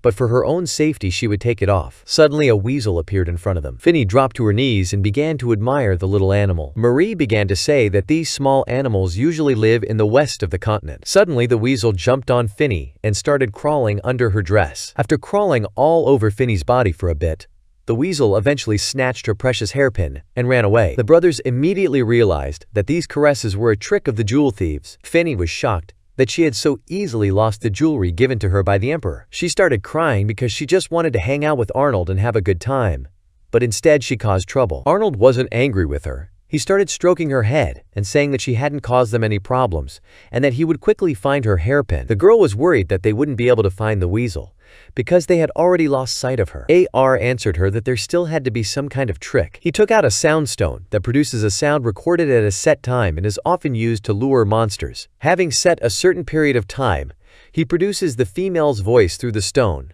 which leads the male to the right place. They began their search. Suddenly a weasel came up to Finney's leg. The boys realized that it seemed the jewel thief's lair was already close. Coming out from behind the alley, they saw weasels jumping into the window of one of the houses. Arnold decided to take action and approached the two knights, who immediately recognized him. The prince ordered them to gather knights from the surrounding area and said that they had found the lair of the thief of precious things. Having gathered the knights, they approached the required house and broke into it. While the knights were dealing with the criminals, AR and Finny went to inspect the house. AR walked forward, but Finny noticed something. She saw a cage with weasels, near which all the stolen things were located. Finny walked up to the table and picked up her hairpin, but suddenly the knight began asking them not to touch the stolen items until they identified the owners. Arnold approached the knight and told him that the hairpin belonged to her, and if they objected, the sentries and guards would be reprimanded, and even the knights' heads could fly. After that, he thanked them for their understanding and began to leave the house with Finny. The boy and girl happily walked back to the festival. They came back and decided to continue the fun. After some time,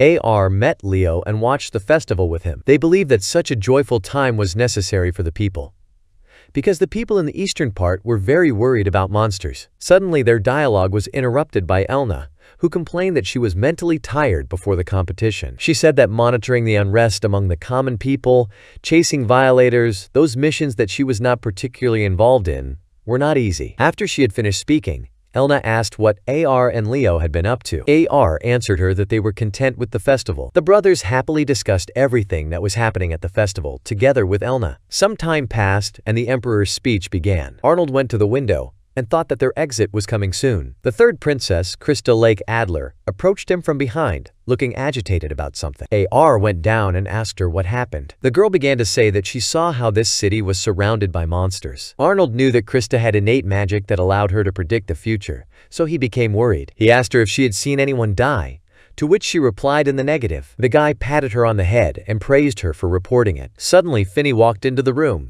AR introduced Finny to Krista, and then he asked the girls to look after Krista and stay with her. Finny happily agreed and gave Krista a cookie. AR looked out the window and noticed that his father had finished speaking, so it was time for him to show his face to the citizens. Together with Krista, they began to leave the room, but at the entrance they were met by Xandra, who called Arnold a nanny. AR answered her that when an older brother looks after his younger sister, it's normal. The girl got angry and began to threaten that she would explain to Arnold by example how useless the strong sword he received was. Suddenly a man appeared and chuckled at Xandra's words. Then he turned to Arnold and asked him to lend him the sword before it was too late, and to complain to his father that it was not beneficial for Arnold. Arnold smiled and said that he didn't have that kind of courage, and that it was the same as criticizing his father's choice, calling it wrong. The man replied that by doing so he was allowing such talent to rot, but that was no problem because he was going to crush them all. Xandra became indignant and began to say that these were her words. Xandra and her older brother started fighting with each other,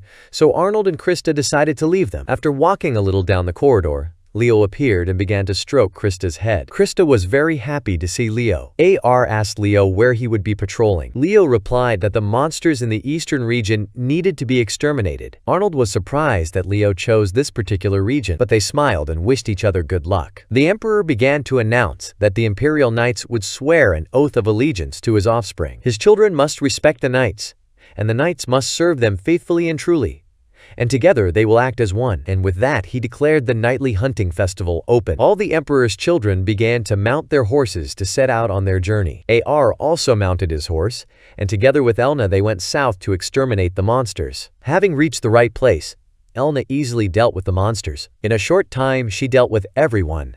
AR looked at her with confusion as she dealt with the monsters in a few minutes. Elna took the special ball and began to report that Arnold's squad had destroyed 32 bloodhounds. The results of the battles are recorded on a magic item each time, and judging by the interim report, Arnold's squad is currently in first place. AR told Elna not to push forward under the influence of emotions, otherwise they would be disqualified. Ara and all the other offspring of the imperial family have magical bracelets attached to their hands that break if you move away a certain distance. Elna began to say that she saw more monsters ahead and wanted to start chasing them, but AR answered her that the others were already exhausted and needed to rest a little. Elna began to claim that he was talking nonsense, so AR immediately assumed that she was resisting his order. Elna had no choice but to say that she was obeying orders. They headed to the nearest town to rest. AR was watching the people having fun, but suddenly Elna entered his room. She approached him, but Ara was not happy and said that she should have knocked. Elna was surprised because she thought it was unnecessary. AR angrily put the glass of wine on the table. Elna asked him not to be upset over such a trifle. The guy answered her that she didn't understand anything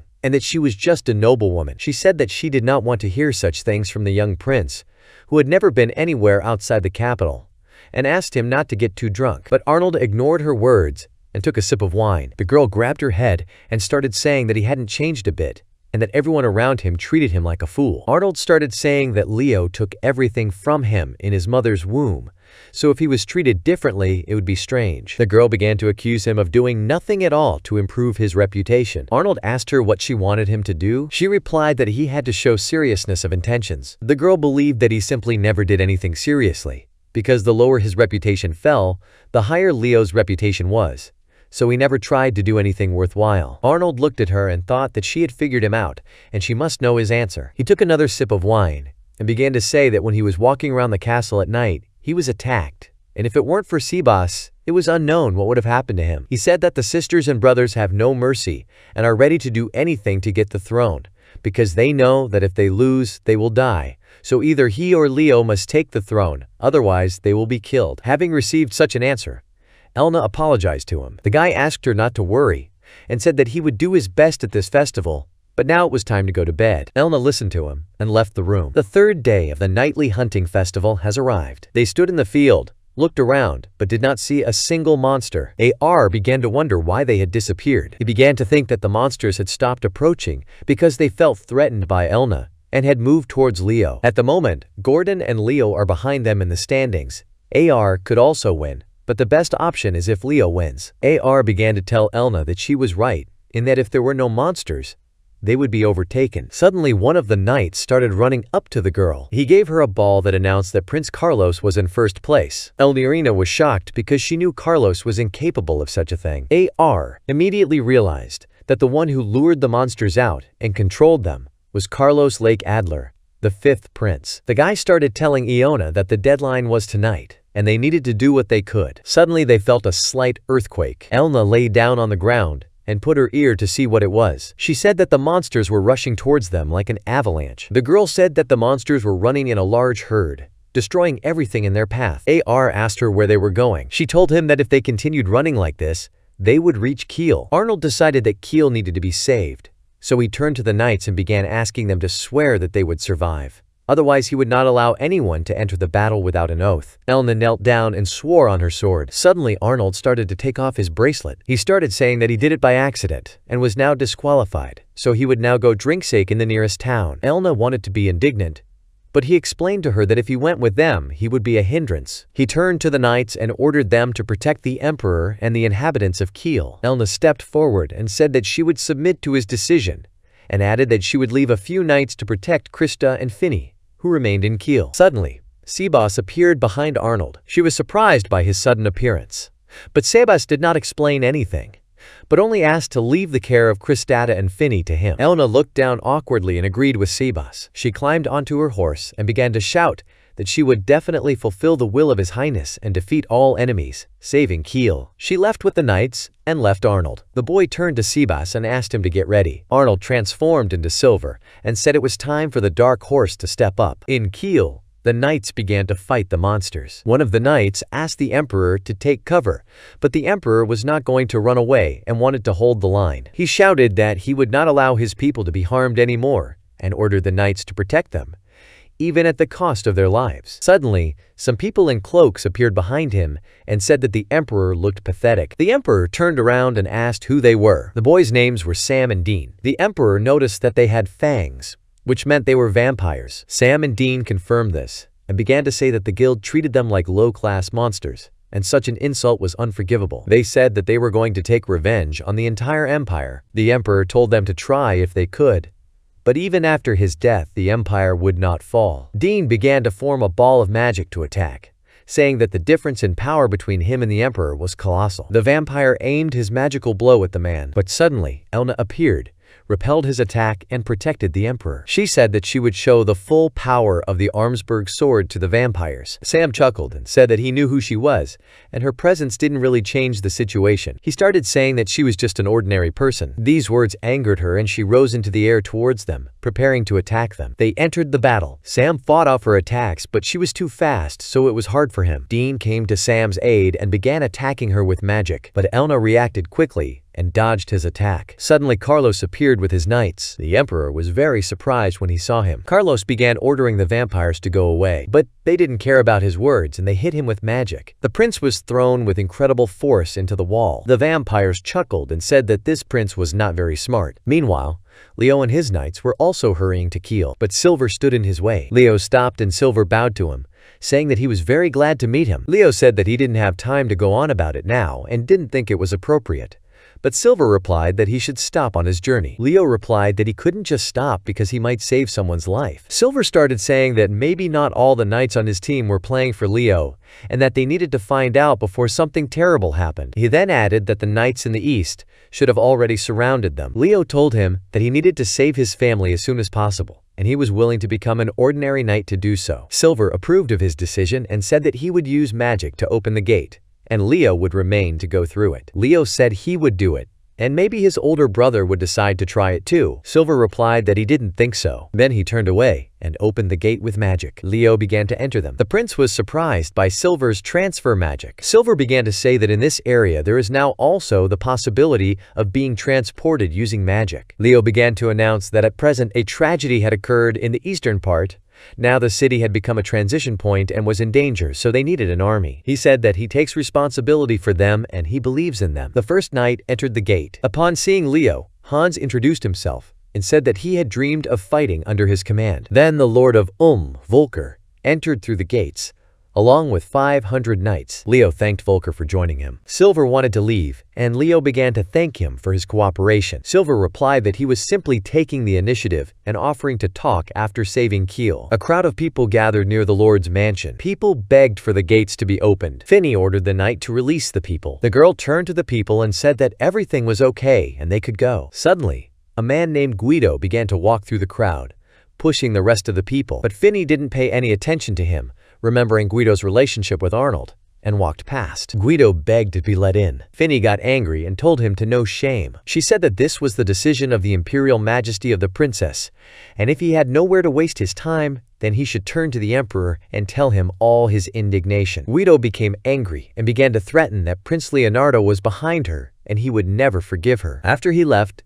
the knights opened the gates. Finny watched as the maids used furniture to fortify the entrance as much as possible, but was suddenly told that Her Highness was calling. Finny immediately began to climb up. The girl entered the little princess's room. Krista cried and said that many monsters would come. Finny hugged her, began to calm her down, and then asked her to tell her more. But Krista continued to cry and began to say that she was dead. Finny squatted down and began to ask her to tell her the whole truth, and then they would help Krista if she was in danger. Krista started saying that she saw the clock tower fall and she lost the scroll. After listening to Krista, Finny headed to the very top of the tower, thinking that she might find something useful. Meanwhile, Elna and the vampires fought in the air above the tower. Dean pulled out his flute to summon more monsters, but Elna knocked it out of his hands. The flute began to fall down. Miraculously, Finny was there in time and was able to intercept the flute. Dean blasted the tower with magic and Elna started screaming at Finny to run. The tower began to fall. Finny threw the flute straight into Elna's hands, and then she started falling down. But suddenly Silver appeared and saved the girl from falling. Dean was outraged that Silver had interfered with him and demanded that he give him the girl. But Silver didn't listen to him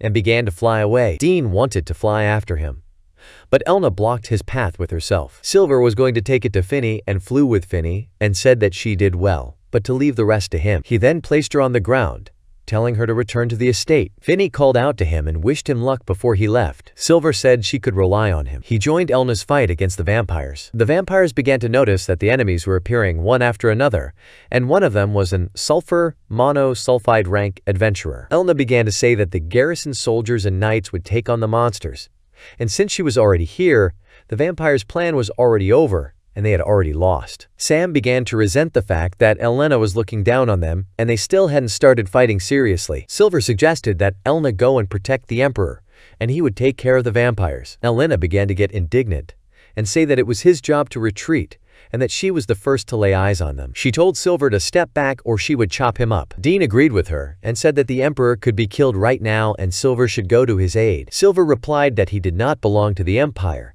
but belonged to the Guild, and he did not care even if the Emperor's life ended. He explained that he was here to protect this city and its inhabitants, not the nobility. After listening to his speech, Elna said that she would give up Sam to him and take on Dinah herself. Silver agreed. Silver engaged in battle with Dean. He used his magic, but Dean reacted quickly and was able to dodge the attack. Dean got behind Silver and punched him. The vampire began to laugh and say that Silver was just a human. But Silver was not hurt by Dean's blow, and he stood below. One of the knights had a wounded arm, but suddenly the wound healed. Everyone around him began to heal, and Dean realized that Silver was both fighting and setting up a healing barrier. The entire city was covered with a healing barrier, but there were also magic circles drawn throughout the city. From these circles, chains began to emerge and attack the vampires. Silver began to gloat that the time had finally come for the vampires to be punished. Sam and Dean were bound by magical chains, but for some reason, some chains began to haunt Elna as well. Silver told her that the chains did not react to those who considered themselves his allies,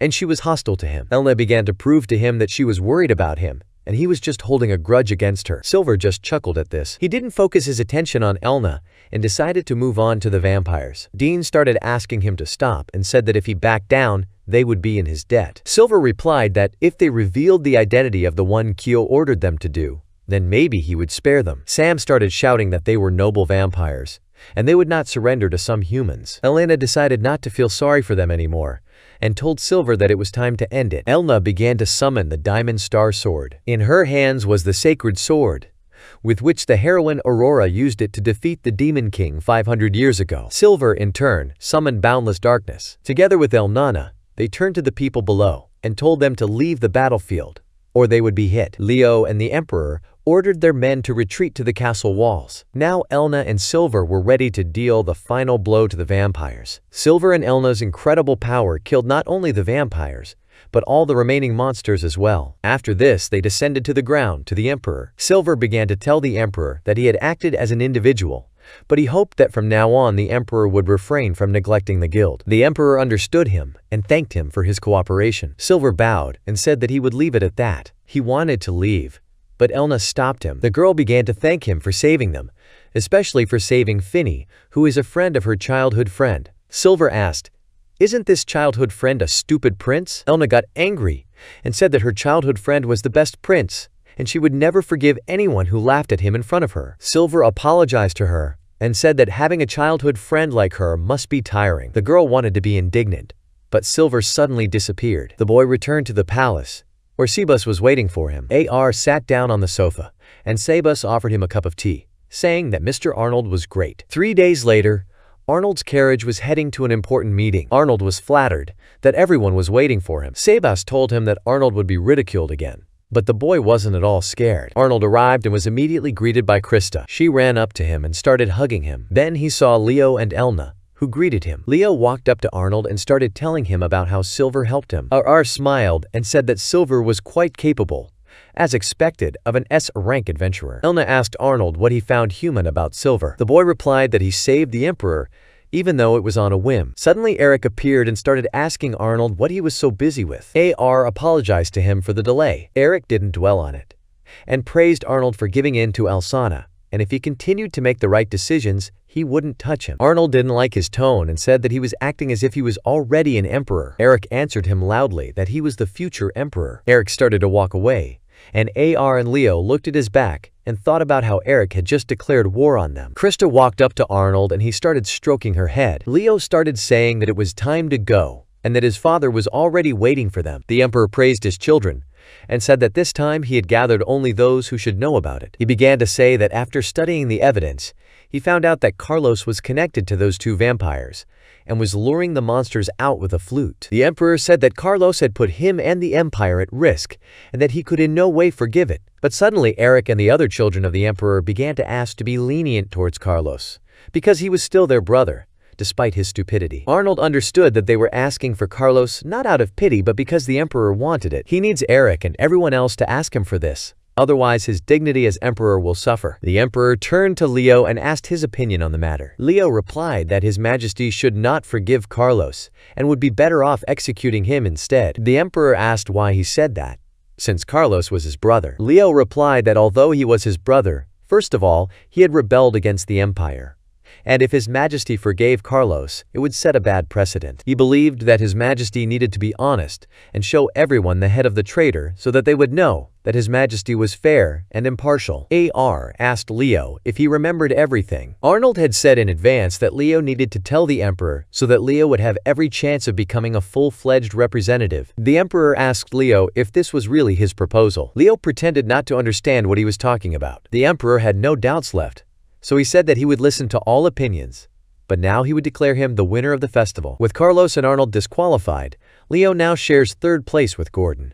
But Leo led the knights during the defense of Kiel and gained popularity in the east. Suddenly, Elna began to ask to be allowed to express her request. The Emperor agreed, and Elna began to ask for Arnold's disqualification to be lifted, since he did it to send the knights to Kiel and his action was worthy of praise. The Emperor turned to Arnold and asked if he had really broken the bracelet by accident. Arnold gave a positive answer, so the Emperor could not lift the disqualification, since he did not do it on purpose to guide Elgara. But the Emperor added that it was also true that he had been saved by Arnold's mistake, and so he would reward him for it. The Emperor appointed Arnold as his deputy representative. He announced that the meeting was over and everyone needed to rest. Elna began to be glad that everything had turned out well. But Arnold was not at all happy about this. He sat in his room and thought that his whole plan had gone to waste. Finny came to him and brought him hot tea. AR took a cup of tea and began to drink, admiring the taste and aroma of the tea. The guy started asking how Finny made such delicious tea, to which she replied that she learned it from her mother.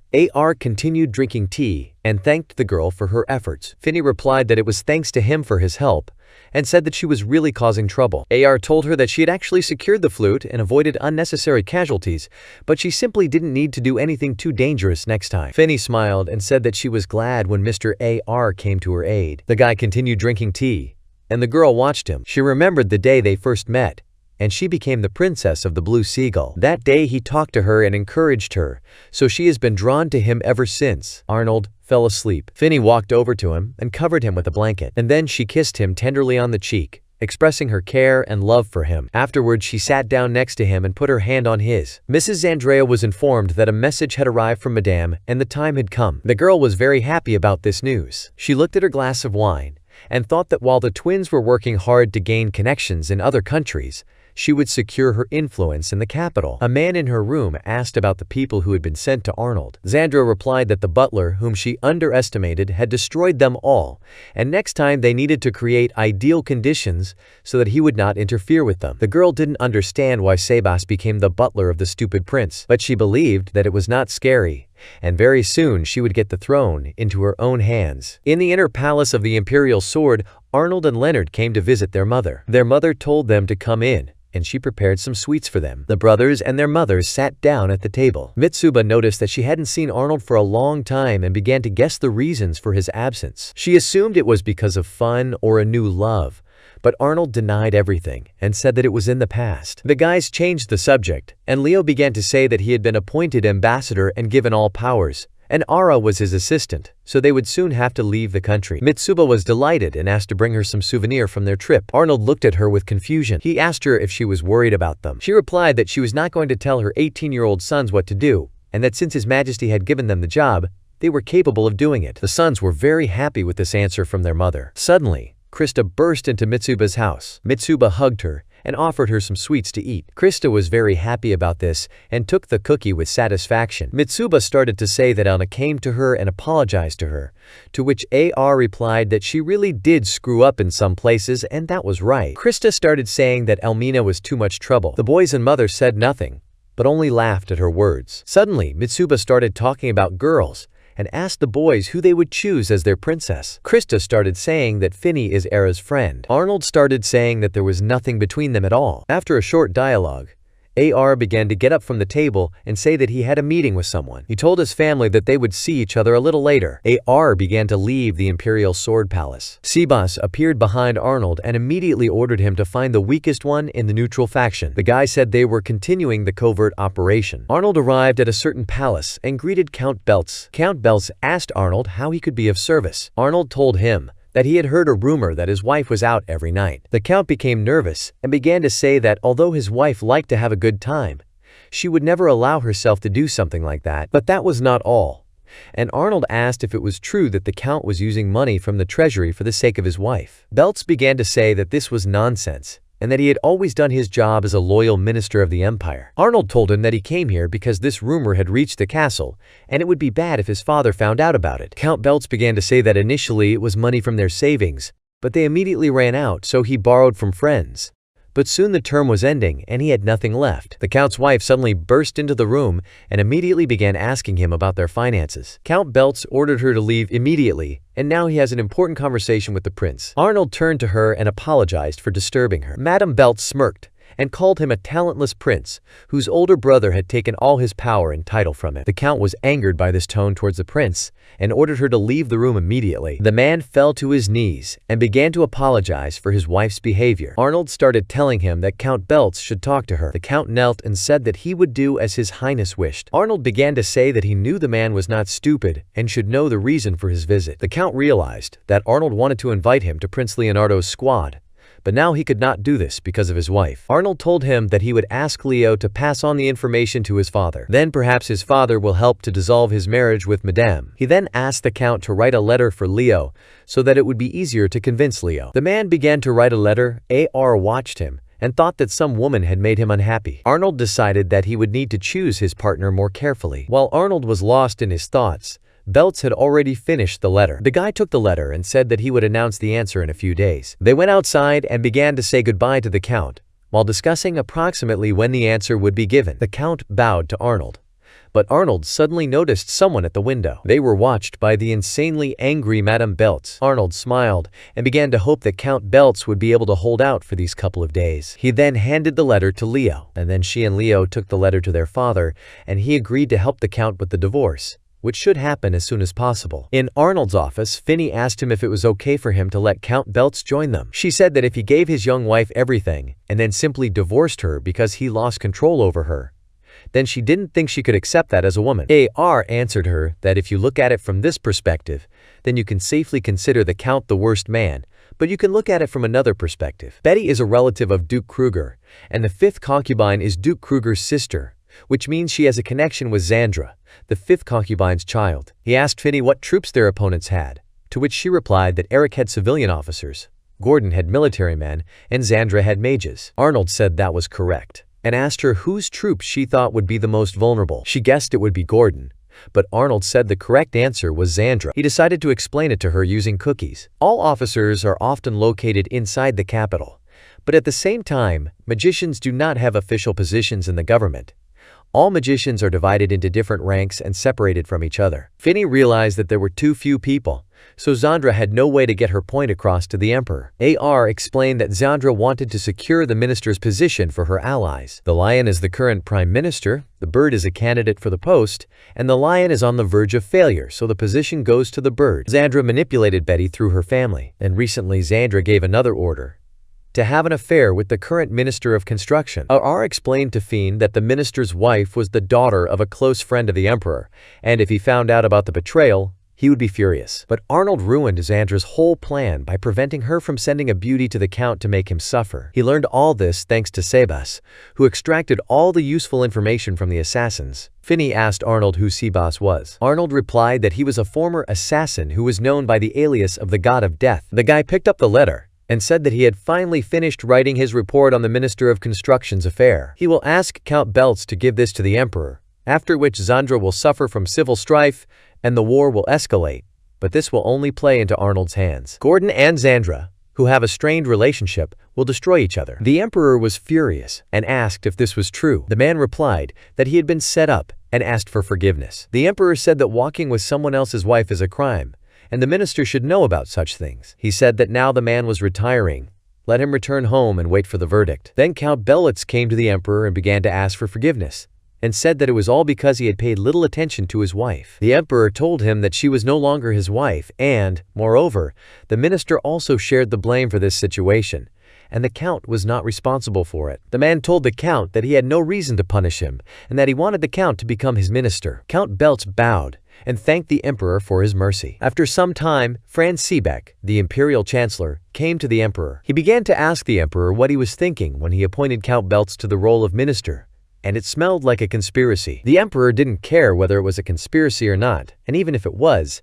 he believed that they would never have been able to ascend the throne. He explained that the empire needed the power to recognize the enemy's talents and abilities. But Franz believed that His Highness was playing the fool with himself and that being at the head of a successful war was dangerous, since there was a chance of being killed. Franz mentioned that no evidence could be found of his son's murder, so he asked if the emperor was sure that he was dead. The emperor replied that he was absolutely certain that the heir to the throne had been killed, but he hoped that someone could replace him. Franz started talking about Leonardo and his faction, saying that someone was hiding behind him, otherwise his faction would not have grown so quickly. The emperor began to suspect Arnold and believed that he was behaving stupidly, just for the sake of show. Franz asked, "Is this why he sent Arnold to be Leonardo's assistant?" The emperor acknowledged this, and Franz said that it only remained to wait and see what the twins would do together. They believed that the brothers were as one, and if Arnold really was working as Leonardo's shadow, then they would truly ascend to the throne. If one of them becomes emperor, the empire will be preserved. Leo was informed that Viscount Helmel had begun to act,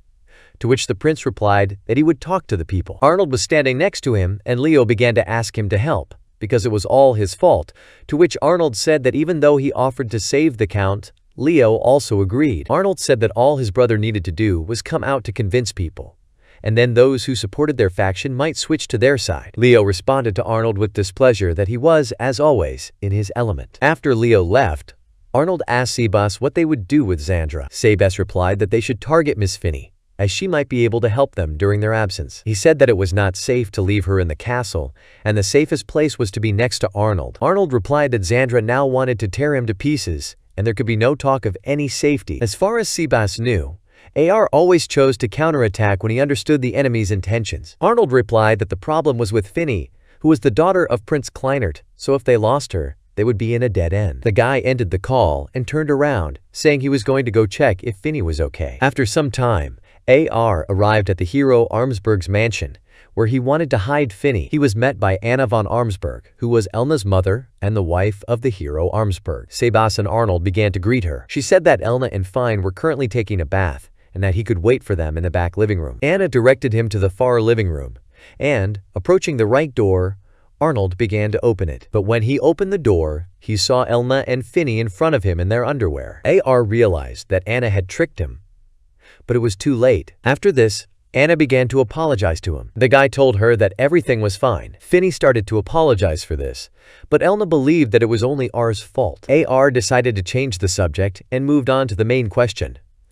Could Finney be taken in by Armsburg for a while and for Elna to be with her as much as possible? Anna replied that if it concerns the battle for the throne, then it is impossible. Arnold told her that His Majesty was very concerned about the Brau Morievs, and if anything happened to Finney, it would attract wrath, so the safest place for her was in the hero's family. Anna winked at him and finally agreed, but added that he would repay for it. Arnold stood up, thanked her for it, and left Finney to the hero's family. 2 days later, the carriage was traveling on a dark night, and some people began to surround it. Arnold immediately realized that they were enemies. Sebas asked him to let him deal with them. The butler left the carriage with incredible speed and headed towards the enemies. Suddenly, a certain man stood in front of the carriage. AR ordered to continue driving, but the coachman began to run away and shout that he was not going to die. The guy was a little upset that he was even less respected than he thought. The man opposite the carriage ordered Arnold to come out to him. Arnold wasn't afraid at all and went out to the man, saying that Sebas would soon come for him. The man was not afraid,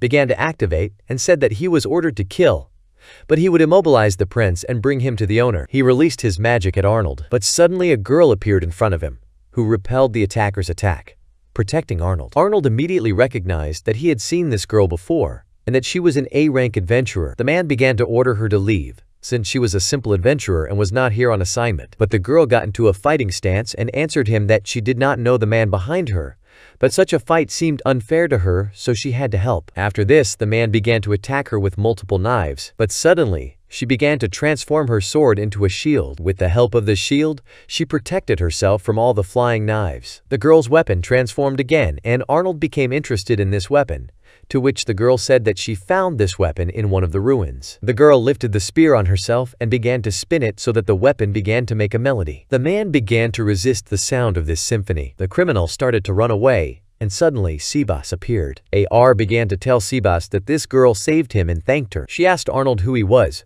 so he immediately introduced himself. The girl began to take off her headdress. She got down on one knee and said that her name was Lymphia, and she asked to hear her request. They arrived at the palace, and AR told her that he was ready to listen to her, but he was not sure he could help. Lymphia began to tell that she was born in one of the villages in the south of the empire. Their villages are formed thanks to refugees, but recently there has been an increasing number of abductions of children and young girls. Arnold said that if that was all it was, it wouldn't be surprising, but maybe there was an ulterior motive behind these kidnappings. Lymphia replied that it was heterochromia. People with heterochromia are rare and more capable of magic, so they are highly valued. Lymphia left the village to contact Silver, but unfortunately she was unable to meet him. Arnold told her that if the local powerful forces were their accomplices, then he simply did not have time to solve the problem. She began to beg for at least financial support, and she would try to find adventurers who could be trusted and would offer a reward for protecting the villages. The guy replied that he would be able to help fully only upon his return, and while he was gone, he would entrust the responsible adventurers with the protection of the villages. Lymphia said that in exchange for protecting the village, she would protect him and what he wanted to protect. Arnold was satisfied with this proposal, and he agreed. They shook hands to seal the deal. The next day, Altana and Arnold met, and the guy told her that he left things to Leo, so he wanted to ask her out on a date. Elna didn't expect this at all and became embarrassed. A guy and a girl went for a walk around the city. They walked along different alleys, and Elna reminded the prince on one of them about how he was mocked there. AR said that after that incident, she began to drag him to fencing lessons and mocked him in every possible way. She told him that she wasn't bullying him, but the guy just laughed at it. Elna got angry and hit Era in the stomach so hard that he fell to his knees. Arnold began to rise from the ground, and suddenly Elna was no longer angry with him, but extended her hand to help him up and told him that they needed to move on. Arnold asked where they were going, to which Elna replied that she would decide as she walked. The guy decided that this was stupid, so he suggested going to the nearest restaurant, but Elna ignored him and continued walking forward. She told him that if she wanted to go somewhere, she would go and would not go back on her word. Suddenly, it started to rain, and in front of them was a hotel that was only for couples. Arnold said that it would be a blow to her reputation if she was recognized and seen in such an establishment, so he suggested that they go somewhere else to get out of the rain. But the girl objected. She said that she urgently needed to wait out the rain, and she would still go to this hotel. They finally went into the hotel, and Arnold took a shower there. After he got out of the shower, the girl said she was going too. Some time passed, and the girl came out of the shower room. She was embarrassed by Arnold's gaze and crawled under the blanket. AR told her that since she was so embarrassed, she shouldn't have entered this hotel. He heard her start to cry and said he was not going to console her. Alina began to accuse him of the fact that they ended up in this hotel, and since he initially knew what kind of hotel it was, it meant that he went there with someone. Arnold replied that he pays for girls who were sold into prostitution as children, takes them to this love hotel, registers them, and then accompanies them outside. These girls also want to walk freely outside, so he takes them out. Elna started to say that this would ruin his reputation, but he didn't care, because rumors that he was having fun with women wouldn't change anything. Elna had tears in her eyes and asked if he was having a hard time. He turned to her and said that he was not alone, and there were many people who supported him, and then asked her the same question. The girl replied that it was unfair to ask such a question. On the day of departure, Leo said that he was leaving everything to Marie. Marie began to say that she was most worried about him. Leo told her that he had reliable companions and his brother by his side, so there was no need to worry. Marie bowed and wished him a good journey. Without objecting to his words, the imperial delegation began to leave the capital. Leo and AR were heading as diplomats to one of the countries in the southern part of the Vogel continent, the Rondan Duchy. AR told Elna that if she was trembling so much in the calm waters, it would be better to cross the sea by another route. Elna replied that it would have been better if he had not taken her with him at all. AR explained that the Knights of the Imperial Guard must go with the diplomat to protect him. Elna understood this, but she didn't want to go sailing at all. Suddenly, the third detachment of guard knights entered the room.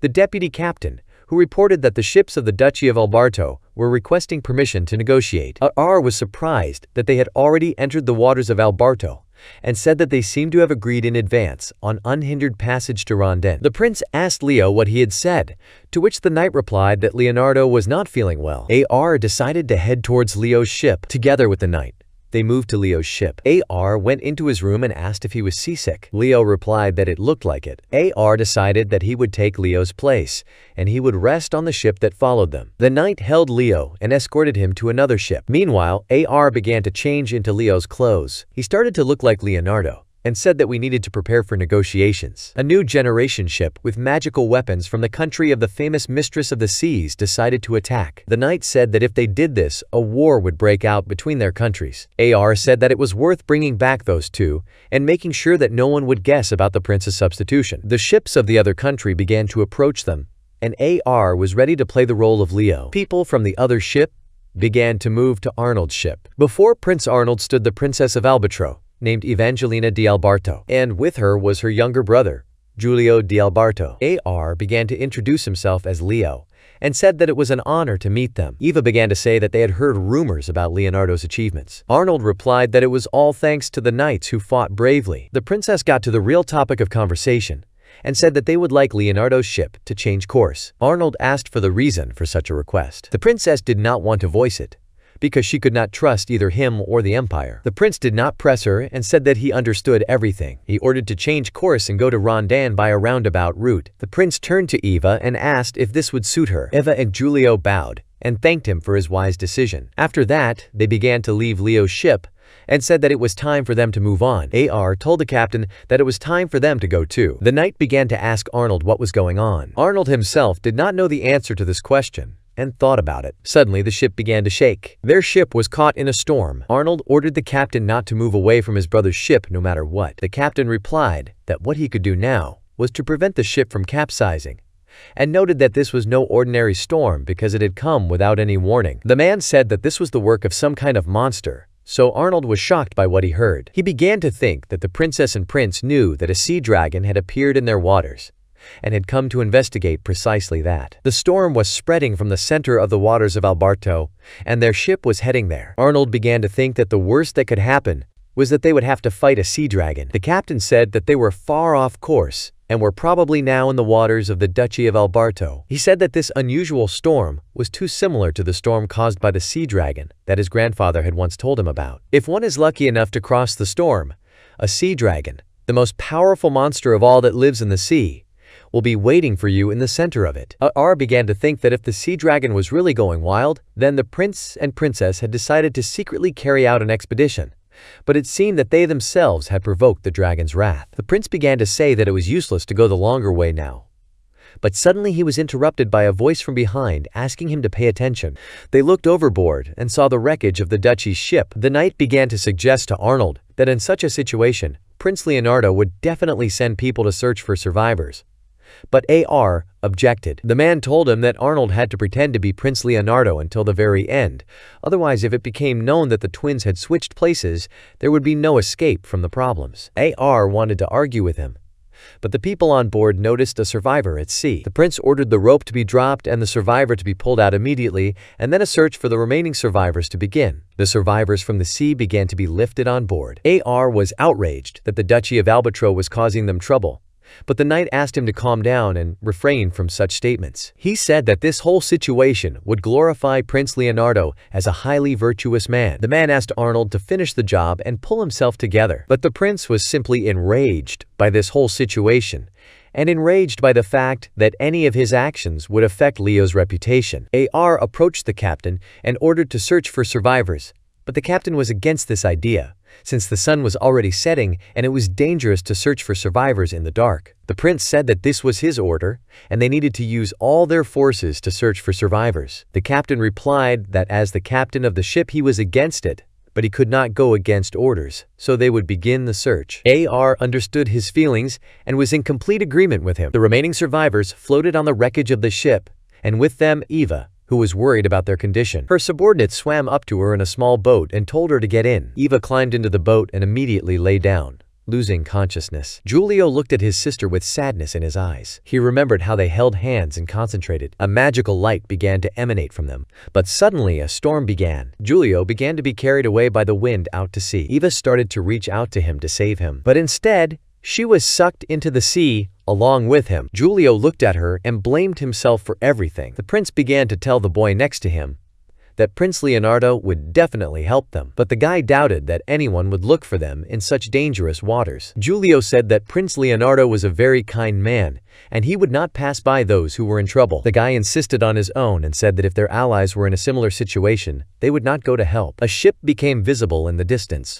AR said over the loudspeaker that they would lift the survivors one by one. The people on board the Arnold began to pull people out of the water. While the prince was calming the people, he was informed that the group of embroiderers on the starboard side numbered 50 people. Arnold was worried because they didn't have that much space. The knight approached the prince and asked what they should do now. The guy decided to throw all the luggage from the warehouse, except for provisions, into the sea. He had no intention of trading jewels for human lives, and he would not allow any of the survivors to die. The man, hearing these words, began to remember Arnold's noble deeds and was delighted with him. The prince ordered the rescue operation to continue. The boy then personally threw down a ladder to help Prince Giulio climb on board. But first of all, the prince asked to take care of the wounded, so AR did just that. After this, the prince was calm and began to swim towards the stairs, but he suddenly lost consciousness. The boy began to drown. Arnold immediately jumped into the water to save him. He grabbed his hand, preventing him from sinking to the bottom, and then he emerged together with the boy. They began to lift the boy with the help of a rope, and Arnold began to climb aboard using the ladder. The knight above extended his hand to help him get on board faster. Arnold extended his hand and thanked him. The man began to say that this was not the first time he had pulled the prince out of the water. Arnold didn't understand what he was talking about and when this happened. The knight replied that he pulled Arnold out of the bathtub in the hero's house when he almost drowned,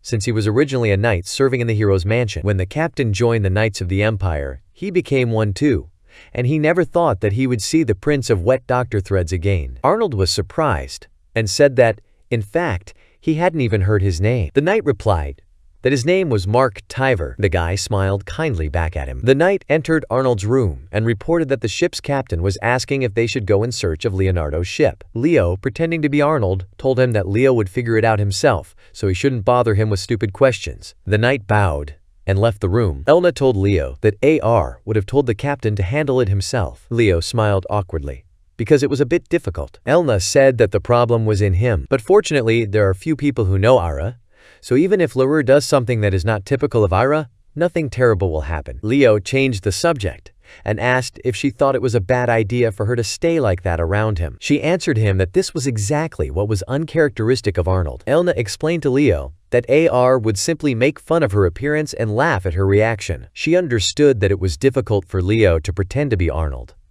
but it was strange that they had such different upbringings, despite the fact that they were both princes. Leo replied that his brother was a freedom-loving man and that he disappeared every day somewhere outside the castle and returned back in tears. Elna began to worry that she had driven him to this state and caused him trouble, although she simply wanted to make him stronger. Leo answered her that she always tried for his brother and it was unlikely that AR considered her a hindrance, but he found support in her. Elna mentioned that he hired another adventurer, even though she was nearby. Leo explained to her that Lymphia joined them so that they could help her village, and it was not the same as her brother hiring her. Elna understood this, but she wanted AR to comment on this situation, because she promised to be Finny's bodyguard. Leo answered her that in any case she was good in her own way, and he had no one to rely on except her, so he asked her to give him a couple of pieces of advice. He asked Elna what he should do if he met King Rondin, to which Elna replied that basic etiquette would help him. The man told Arnold that there were too many casualties, but they would do everything they could. Arnold put his hand on his heart and thanked the man for his hard work. The man replied that they would try their best,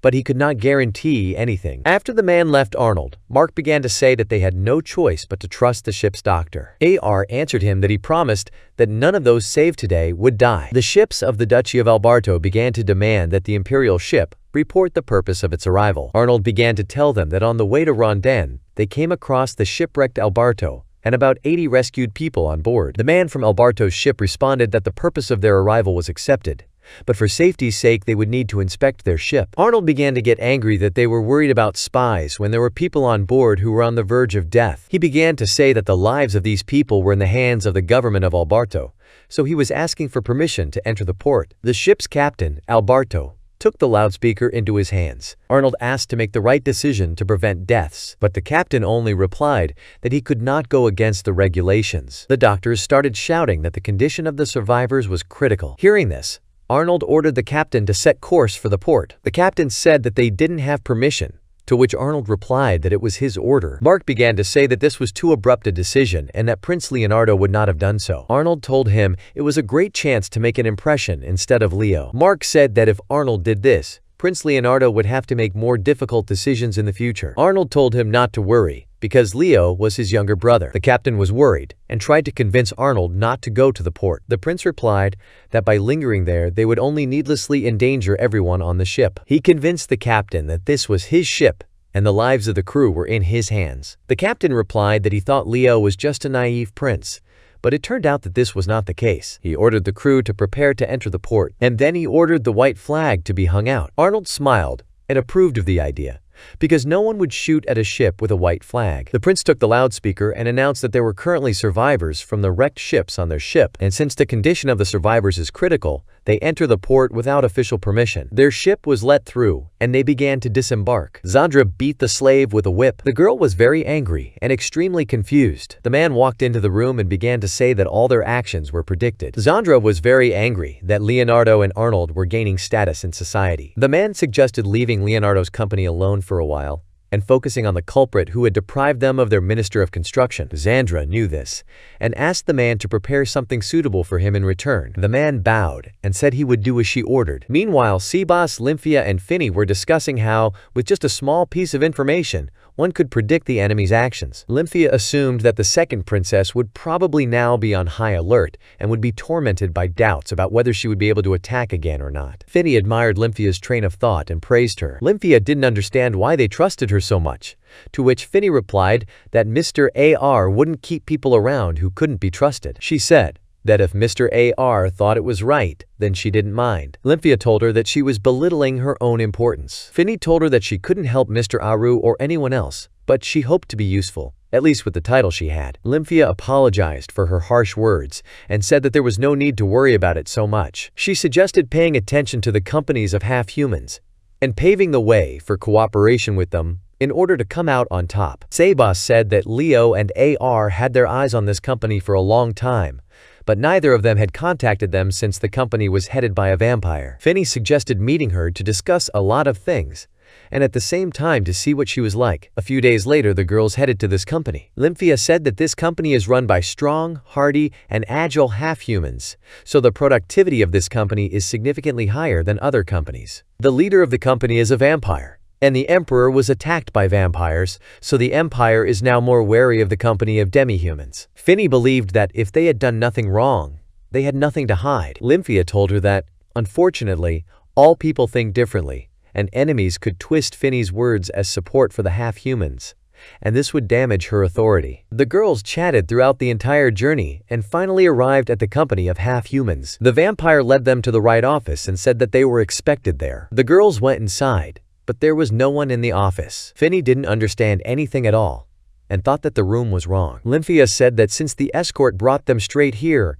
there was no chance of a mistake, and that meant they just needed to wait. They saw a teapot on the table and decided to have some tea for now. The girls had been waiting for more than 2 hours, but Finny still hoped that someone would come to them and decided to wait further. Lymphia told her it was rude to Finny. Finny didn't think so, since she was the one who asked for the meeting, so naturally she should wait. Finally, the vampire entered the office, surprised that they had been waiting for her all this time. Finny was delighted to see her and immediately introduced herself. The vampire began to sit down at her desk and introduced herself in response. Lymphia asked why she didn't apologize for waiting so long. Julia replied that if they didn't want to wait, they could have gone home, since it wasn't she who asked them to meet. She said that she was not good at all this small talk and offered the girls some tea. Julia said that meeting with all the people and negotiating was too tiring, so today they left everyone in a painful wait in different places, but the other candidates couldn't stand it and left. Then she began to talk about the matter that interested the girls. She knew they needed an ally in their fight for the throne, but if she sided with them, the company would get into trouble, so she asked what she would gain from it. Finny told her that Julia could use her as she wished,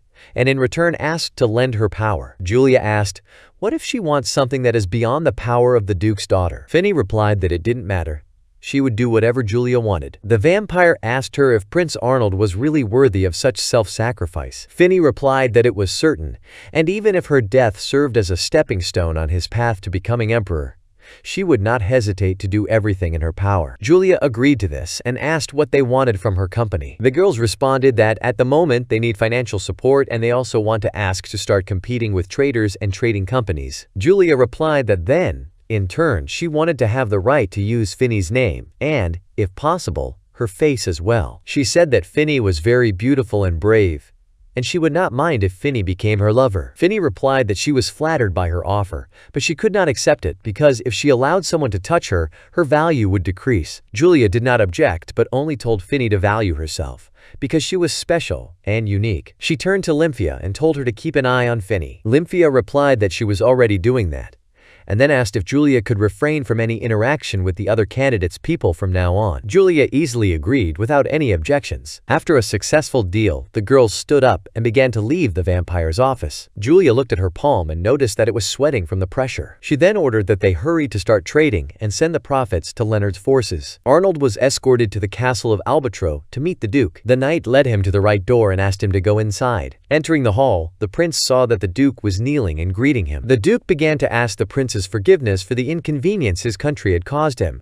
and this greatly surprised Arnold. The Duke's knights also fell on one knee and began to thank the prince for saving the survivors. Arnold walked up to Donat di Alberto and picked him up. Arnold knelt down, introduced himself as Leonardo, and began to apologize for the fuss his actions had caused, saying that the Duke had no need to thank him since he had only helped those who had been shipwrecked. But Arnold knew that Donat's duty was to repay them, otherwise he would simply not be understood, so he said that he required them to replenish their supplies of water and provisions. Donat replied that it was not even necessary to mention it and that his country would compensate for everything. But there was another problem that the country of Alborda faced, and if its solution was delayed, it would certainly affect the entire continent. The Duke understood what he meant and said that the prince had the right to know. Donat said that in its waters raged a sea dragon named Leviatano, who had been sleeping under the water for 200 years. Arnold said that 200 years was too long for a dragon to hibernate. The man replied that it was not hibernation, but that he was put to sleep with the help of an ancient magical object. A girl came up from behind and showed me that very object. 200 years ago, a dragon began to rampage, so with the help of a magical item, the dragon was put to sleep and the staff was given to the Albatro Duchy to protect. Donat felt sorry that Arnold got caught up in all this. Arnold saw no problem with this and asked what His Majesty was going to do. The Duke replied that he had no choice but to ask the Adventurers Guild for help. Arnold said that this was not necessary and suggested forming an alliance with Rondan to fight the dragon, because then they would understand the complexity of the situation and stop fighting. The Duke replied that he needed to discuss the proposal with the Elder. Arnold didn't object, but he wanted the decision to be made quickly. Arnold lay down on his bed tired and began to think about how Leo was doing. But he abruptly dismissed these thoughts and decided that there was no point in thinking about it and that he needed to think about something else. He began to think that there were only a few people who could fight a dragon, and he could only name 2 who could slay a dragon. This is him as Silver and Elna wielding the sacred sword. He thought about sending a request to the Emperor as his official representative, but he knew it would take too much time. Someone knocked on the door and interrupted his train of thought. Arnold was unhappy with this but still went to open the door. He opened the door and saw Princess Eva standing on the threshold, who wanted to thank him. In fact, Arnold was not happy that she came to him, but he pretended that it was quite the opposite. The girl began to thank the prince for saving her and became embarrassed. Arnold told her that his entire ship's crew was involved in her rescue, so it would be unfair to thank only him. She replied that it was he who first jumped into the sea after her brother. This was the act of an outstanding, brave man. Arnold knew that if he continued to communicate with her in the same spirit, she would fall in love with him and create a problem upon her return. The girl asked if she could continue the conversation in his room. Arnold refused her, saying that he needed to finish writing a report to the Empire and finish it as soon as possible. She apologized for distracting him and suggested they have lunch together. Arnold replied to the girl that if his schedule allowed, he was all for it. Then he slammed the door and started thinking that things were bad. He thought that if he didn't do anything extra, the princess's feelings would quickly disappear, so he needed to calm down. The guy decided to focus on reporting to the Empire. He sat down at the table and began to think about what Leo would write in the report. The next day, Duke Alberto agreed to the idea of collaborating with Rondine. The Duke then asked if the prince was sure about going by sea, since Leviatano was still in the waters. The prince replied that he had no time to spare and that the sea route was the fastest, and besides, they had magic weapons that the Duke had given them. Suddenly, the prince was called by Giulio,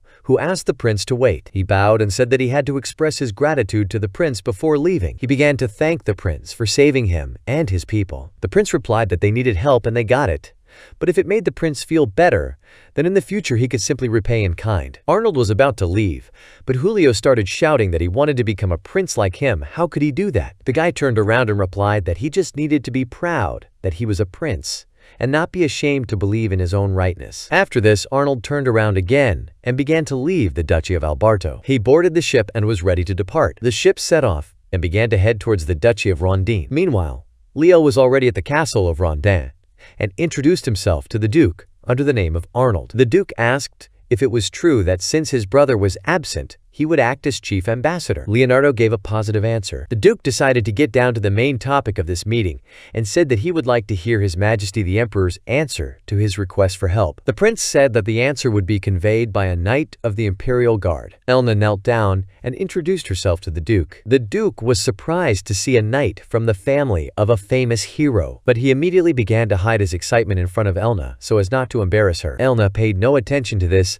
and told the Duke that her presence was a response from His Majesty the Emperor. She said that if she officially came to his kingdom as a help for his country, then their enemies would immediately extend a helping hand to Alberto. This will only be the beginning of destruction, so the Emperor is unable to answer the Duke's request. But the Emperor will provide him with assistance in small quantities, and to begin with, the Empire sent Elna as a demonstration of its power. The Duke decided that this was not a bad thing, but there was no one in his country who could go one-on-one with her, so he suggested several opponents. Elna was not against his decision. After this, 10 opponents appeared in front of the girl. Elna was confident that she could deal with everyone in one go. She started the battles, and Leo just stood back and watched. He thought about how hard it was for him to pretend to be his brother, and how hard it was for him to be apathetic. A few days later, Mark informed Arnold that they had entered the waters of Rondin. Arnold didn't react to this in any way, and was thinking about quickly changing places with Leo. Suddenly, they felt the ship begin to rock again. They began to hear a loud noise from the sea. Mark ordered the knights to prepare for battle.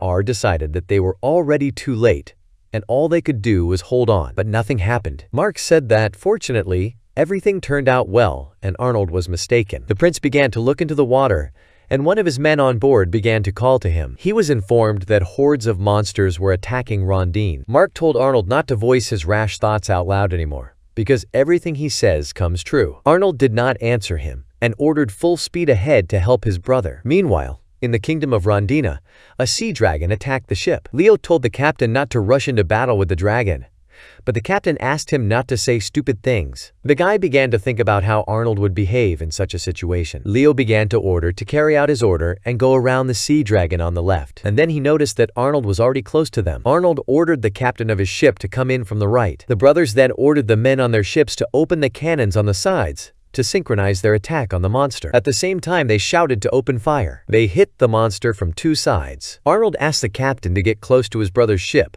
side by side, as the monsters were heading towards him. Then he ordered all the knights to prepare for boarding, since the invaders would have to be freed from the monsters in close combat. And he ordered the knight Mark to follow him to rescue his brother. The knight replied that everything would be done, and the prince could rely on him. The prince ordered the knights to go into battle. The knights listened to him faithfully and began to fight the monsters. Arnold reached Leo and called out to him. The sea dragon attacked Leo from behind, but Arnold protected his brother and plunged his sword into the dragon's eye. And then he landed behind his brother. The twins found themselves shoulder to shoulder with each other. They told each other that they were very tired of trying to play each other's roles perfectly. Afterwards, Arnold began to leave and said that he was leaving everything to Leo, and that he himself would go to defend the harbor. He said that Elna is drier and can handle everything perfectly well on her own, so the sea is on Leo. Leo didn't object, but simply said that Arnold was incorrigible. Arnold entered his ship, and the captain began asking him how far they could move from the defensive line. Arnold replied that he could do as he wanted,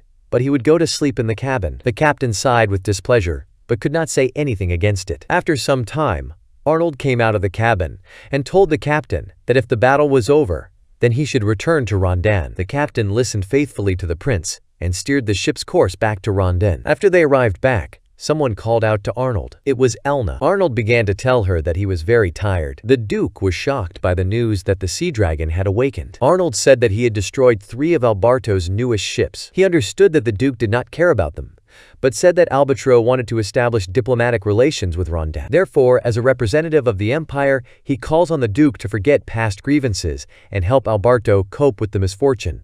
And he also guarantees the full support of the empire. The Duke said that Rondan would suffer losses. Arnold replied that it was not necessary, but however, on the way he encountered a dragon, and it was moving towards the shores of Rondine. Everything turned out well, but it is obvious that the attack of the monsters was caused by the appearance of a sea dragon, which had not previously approached the continents. He told the Duke that he could choose another path and continue the war with Alberto, but what the empire would do then was unknown to him. After this, the Duke immediately agreed to help Alberto in the fight against the dragon. In the morning, Rondan equipped an armada of ships to help Alberto, and Leo and Elnina decided to sail with them. Elna asked Arnold if it was okay for him to be alone. Arnold hoped that the battle with the sea dragon would take place in Alberto, and that there would be peace and quiet in Rondina. After that, he turned around and said that he relied on them. After that, he left the boys and turned into one of the alleys. In the Rondin Adventurers Guild, the girl was sitting at the table, but suddenly a certain man entered the guild. She saw Silver in front of her. The girl was in shock. Silver said he wanted to rent a conference room. Entering the conference room, he contacted the vice leader of the guild,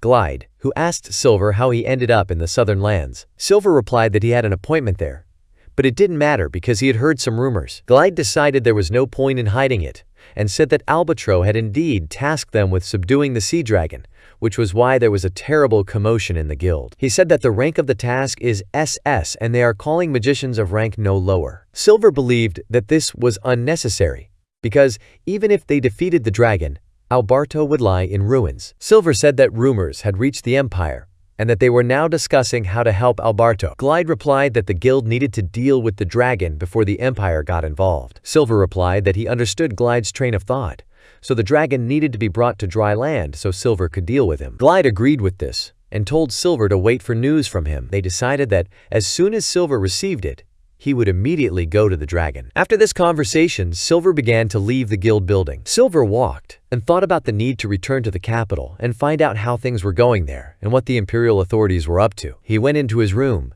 and created an illusion of himself sleeping, and then he teleported. He appeared in the castle of the imperial capital. He was immediately greeted by Sebas. Arnold was surprised and asked how he knew he was coming. Sebas replied that he waited for him every day. Arnold transformed into Silver and began asking about the situation in the empire. The butler replied that Finny had offered herself as collateral for the company of half-humans. Silver put his hand to his head and said that she was always getting into all sorts of trouble. Gustav flew up to him and started saying that Arnold was made of the same stuff and also couldn't look at himself from the outside. The guy said that he was right now, and that he was not driving himself into a dead end. His grandfather replied that Finny thought the same way and also believed that he was doing the right thing. Gustav said that nothing impressed him more than children forced to grow up too quickly. Arnold replied that if someone were to stop fighting for the throne, then he would remain a child. Gustav didn't answer him, but afterward he asked Arnold not to blame Finny. Arnold replied that he had no intention of doing so and began to leave the room. The girls were walking down the corridor and saw Silver. Silver turned to Finny and said that he would like to talk to her. He asked Lymphia to leave them alone. Lymphia refused his request,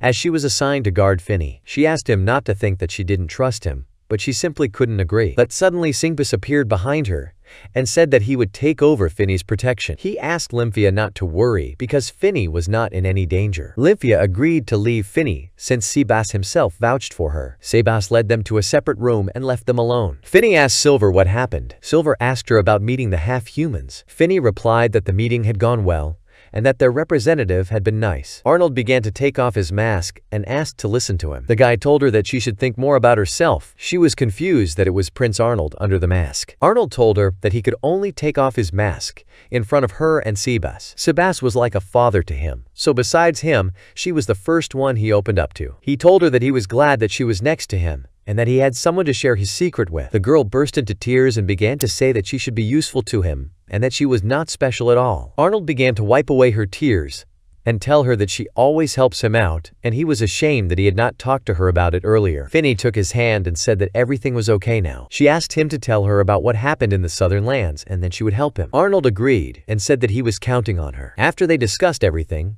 they left the room. Lymphia noticed that Finny had red eyes. She asked what had happened, to which Finny replied that a sea dragon had appeared in the south. They sat down at the table, and began to discuss the whole situation. Silver explained that the situation was not what it had been before. The two southern states had formed an alliance, and if he intervened right now, it would only complicate the situation. Lymphia asked why he had come to them then. Silver replied that in the southern islands there was a girl who could use the sacred sword and together they could defeat the dragon, so he needed a representative from the emperor. Lymphia replied that if Mrs. Finney supported him, she was sure that the empire would listen to Silver and understand how important it was to help the southern land. Silver said that the capital already knows about the problems and apparently someone from the guild, and the guild is afraid of the empire's intervention. Lymphia asked why he needed Mrs. Finney then, and what he had in mind. Silver explained that 3 princes would volunteer to go with him, and that an entire army would be sent with them. He will insist that another representative and several guards be sent,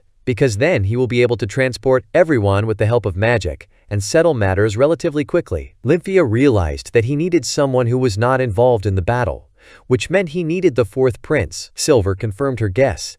But the problem was that the prince was not actively involved in the family's life, and it would be difficult to convince him. Finney said she would try to convince him. They came to the prince and began to ask him to agree, but he refused, because he writes his best creation. Traugott Rex Adler saw Silver and assumed that asking him for help was his idea. Silver explained to him that once the sea dragon appeared, someone would have to go to the southern lands, and he decided that Traugott would agree to represent the imperial family. Finney asked the prince to think about his brothers, who were now in the south. Traugott replied that Leonard and Arnold were already adults, and he could not help them in any way. Finney said that if he refused, they would be forced to ask those he was supposed to protect. Traugott realized that she was hinting at her younger brother and sister, and decided that it was a threat. Finney replied, "All is fair in war." Traugott sighed and began to say that he loved his little brother and sister very much. Sending them to the battlefield was a crime, so now he was in doubt. Finney replied that since he was tormented by doubts, he had to go with them. Traugott asked Finney why she was trying so hard to help Silver. Finney replied that she wanted to help someone dear to her out of trouble. The guy thought it was noble,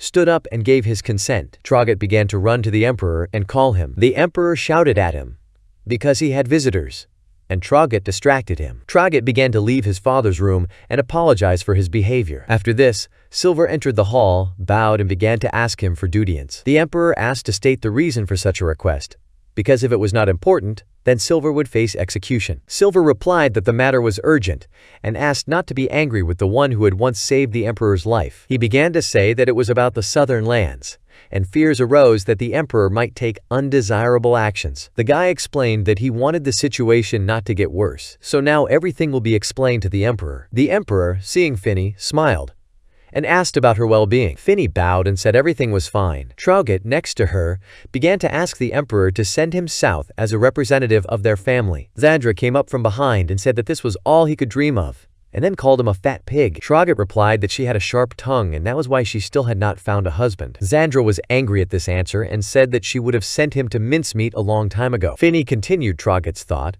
and said that she herself turned to the prince because there was no need to send an army to the south. The emperor doubted that she could understand military affairs. Finney explained that if His Highness sent a land army to the southern lands, the journey would take several days, and they did not know for sure whether such an army would be able to defeat the dragon. In this matter, it is not the quantity that matters, but the skill, so it is necessary to send Prince Traugott, because with his help they will be able to use the sacred sword. The emperor agreed with her opinion, but did not understand why Trau in particular. She replied that in their case all that was required was to deliver the sword, such a minor role not in keeping with the reputation of the other princes. Gordon intervened in the conversation and asked why it would not be better to let an experienced commander go. Finney glared at him and said no. She explained that if they had the strongest guild mage and the strongest swordsman, an army would simply not be needed, and the empire would receive the glory of a winner without victims and losses. Xandra began to say that this was empty talk, their empire itself was capable of gaining the glory of the winner, and they did not need the help of the guild. The emperor asked Eric's opinion on the matter. Eric agreed with Finney. Gordon began to ask the emperor to entrust the matter to him, because it was a chance to subjugate the southern lands. The emperor replied that they had no use for the southern lands, and that they would follow Finney's advice. Finney and Traugott were very happy to hear this answer. Xandra began to be indignant and asked the emperor not to fall for the guild's tricks, but he answered her that this time Silver was conducting the negotiations, and he was inclined to believe him. The emperor stood up, appointed Traugott as his envoy and ordered him to deliver the sacred sword to the southern lands. Then he turned to Silver and said that he trusted him with his son. Silver bowed and asked not to worry. He would return it safe and sound. Finney wished Silver and Traugott good luck as they parted. Meanwhile, Duke Rondin arrived in the Duchy of Alberto. Duke Alberto greeted him. They shook hands with each other. But suddenly Elna heard something. She ordered everyone to take up battle positions as the dragon had arrived. The girl was not mistaken. A monster began to emerge from the water. Leviathan emerged from the water. Elna told the dukes to hide immediately. Leo asked Elna to stay and organize the evacuation of the townspeople. He himself was heading to the ship to drive the dragon away from the shore. Elna tried to stop him because she thought it was a stupid idea. Leo replied that the city would end if he didn't do it, and he couldn't watch it. The dragon released flames from its mouth. Elna reacted quickly and began preparing to block the dragon's attack. She succeeded, and the city building was not damaged. She told the girls inside to leave the building as quickly as possible. Elna then asked Mark to continue leading people away while she held back the dragon. But she understood that she would not be able to protect the entire city without the sacred sword. Meanwhile, Leo was already on the ship and telling the captain to open fire on the dragon. The captain said that their cores were like pellets to the dragon and that this was nonsense. Leo didn't care about this. He took the loudspeaker and addressed the Rondin and Alberto fleets. He said that they would open fire and distract the dragon, and if there were any brave men left among them, then let them join them. A ship appeared on the horizon, saying that they were in business. The captain said that this was the same ship that helped them last time. Leo pretended to recognize him, although he only knew about him from his brother's stories. Many ships joined in to help Leo and his squad. The prince thanked them for their courage and loyalty. Then he ordered all guns to fire. Meanwhile, the girl reported that a terrible monster had appeared in the sea. Meanwhile, Eva ran to the guild while other people were evacuated. She came to the guild and started asking for help. Silver appeared behind her. He extended his hand to her and said that he had come to their aid. Silver told her to quickly go to shelter. Traugott then teleported to him and began looking around. They began to leave the guild building. As they exited the building, they immediately saw a huge sea dragon. Silver understood that if the dragon attacked the city, it would be a disaster. But suddenly, he heard Julio's voice, which attracted the dragon's attention. Eva recognized the prince's voice. The dragon responded to his provocation and began to spew out a huge stream of energy to attack. The blow flew towards the prince, but Silver teleported to him and activated the shield. He protected the prince from the monster's attack. Eva teleported to them through the portal. She hugged her brother, glad that he was okay. Then Traugott approached them and began to praise Julio for his brave act. Trau intended to follow his example to make the people proud of him. He began to reach out to the people of Alberto. Traugott began to ask for a brave knight to appear, ready for anything, and then he would give blessings in the fight against the dragon. Elna heard him and started running towards him. She said that she was responding to his call. Traugott asked to state his name. Elna replied that she was Elna von Armsburg and that she was answering his call. Traugott gave her the ability to wield the sacred sword. The sacred sword she had long dreamed of was finally in her hands, and she thanked the prince for it. Trau replied that he was simply doing his duty, and now he would simply watch the battle. He said that a fight between the strongest knight and the strongest magician would be a great episode for a book. Silver and Eltrina headed towards the dragon. Silver began to use his magic and formed a protective gate around the country, but it served not only as protection,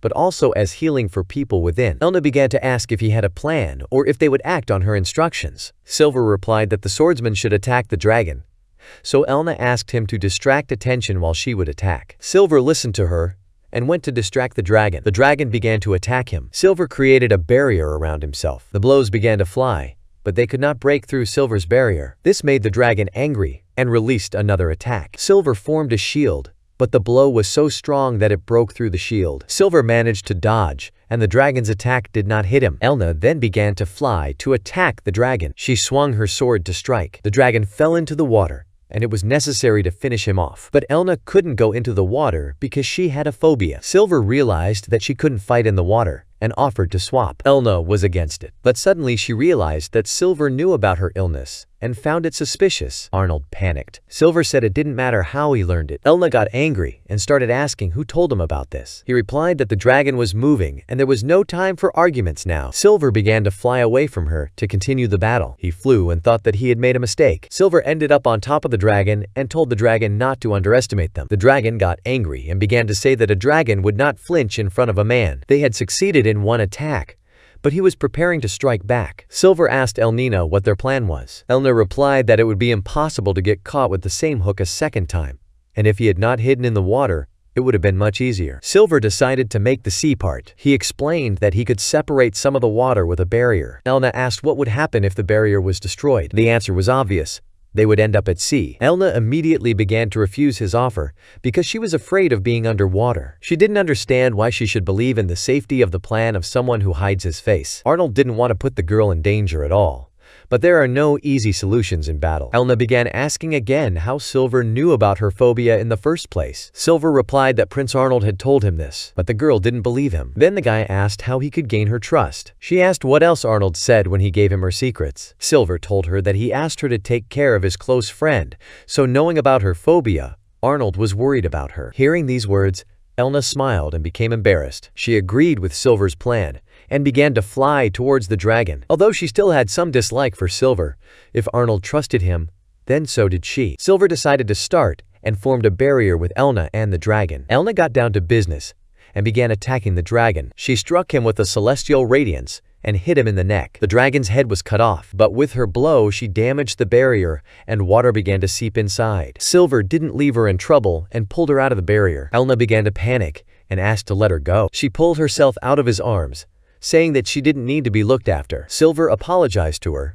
but said that the barrier was still damaged by her blow, so she had to be saved. He began to raise the barrier with the dragon's corpse from the water. The guy explained that this was so that people could sell the dragon, and the money would go towards rebuilding the city. He lowered the dragon's body to the ground and the people began to rejoice. Silver was about to leave, but Elna stopped him and asked how he knew Arnold. Silver said that they plan and fight together. In other words, they are allies. And then he disappeared. Arnold moved to the castle to rest. Several days passed after the battle with the dragon, and upon receiving news of the victory, Arnold left Rondon and went out to sea. The knight informed Arnold that they were already at the coast of Alberto. Arnold began to worry that he had not passed on important information, that Eva is in love with him. He would like to believe that Leo would find a way out of this. Arriving in Alberto, Arnold began to pretend that it was his first time there. Suddenly, he noticed happy Leo and Eva in front of him. Arnold was shocked because he didn't expect them to be able to get along. Eva bowed to Arnold and introduced herself. Leo began to tell Arnold that they would have a lot to talk about, but first he needed to rest. The prince told Arnold to take the carriage and go to the castle while they finished their business. Arnold was shocked by what he saw, but Mark interrupted his thoughts and informed him that the carriage was ready. The guy started saying that his brother's honor was tarnished and Leo was now with a girl. Mark replied that he saw how Eva liked the prince and told Leo everything. AR was surprised that Mark had figured this out. And then he began to rejoice that he had helped him and now he had nothing to worry about. Mark replied that he was glad to hear that, because there was another problem. Arnold asked what the problem was. Mark silently opened the door to the carriage. Inside sat the evil Elna. Upon seeing her, Arnold immediately understood everything and began to panic. He got into the carriage and said nothing to Elna. Elna asked if he wanted to tell her anything. AR turned to her and began to ask for forgiveness. Elna said it was all quite humiliating, and as if she was requiring too much protection. She asked if he understood what she meant. He didn't answer, so she started saying that Silver had talked about their agreement with Arnold, and she was interested in what they were up to. AR began to explain that he and Silvero had agreed to work together to help Leo take the throne. Using their title as a prince and the influence of a famous magician, they find more allies. It's obvious to the naked eye that Silver and Lear are in cahoots, but Arnold is acting from the shadows. Arnold said that if they let the struggle for the throne heat up, casualties would be inevitable. Elna asked, "All this for the sake of survival?" AR replied that his brothers and sister would definitely kill them, so he would make Leo emperor by any means necessary. He asked Elna not to get involved in this, otherwise he would put himself and his family at risk. Elna replied that she had long ago decided that she would not leave him and would not break her oath, even if she had to go against the emperor. AR smiled and said that if she was actually willing to go that far, he was more than impressed. Elna smiled and was now calm. She told Arnold that he no longer had to operate from the shadows and no more secrets. In Wilta, the capital of the empire, AR was glad that he was finally home. Finny poured him tea and praised him. Arnold turned to her and said that he didn't expect to see her here. Finny replied that although she could not protect him like Elna or Lymphia, she was able to provide him with significant assistance, but she will try to create a cozy atmosphere for him, see him off and meet him at the door, congratulate him on his victory, and thank him for his work. Arnold smiled because he was pleased to hear that, and that was all he needed from Finny. She said that she would wait like a bird for his return home. She then asked if there would come a day when he could just be Arnold outside of his home. AR replied that for this to happen, the battle for power must end. Finny was upset. The guy took her hand. He asked her not to be sad. One day he would no longer have to risk his life. She sighed and said that she would like him to be recognized as a member of the imperial family. But Arnold didn't feel left out. It is enough for him to have his family nearby, and he is ready to spend his whole life admiring their smiles. He was only worried that because of the battle for the throne, there were more and more people who needed to be protected, and this was a whole mountain of problems that magic could not solve. Finny took his hand and said that they could get through this together. Meanwhile, Gordon was angry that they had wasted their time. The man told him that they had also paid a lot of money to get information about the guild,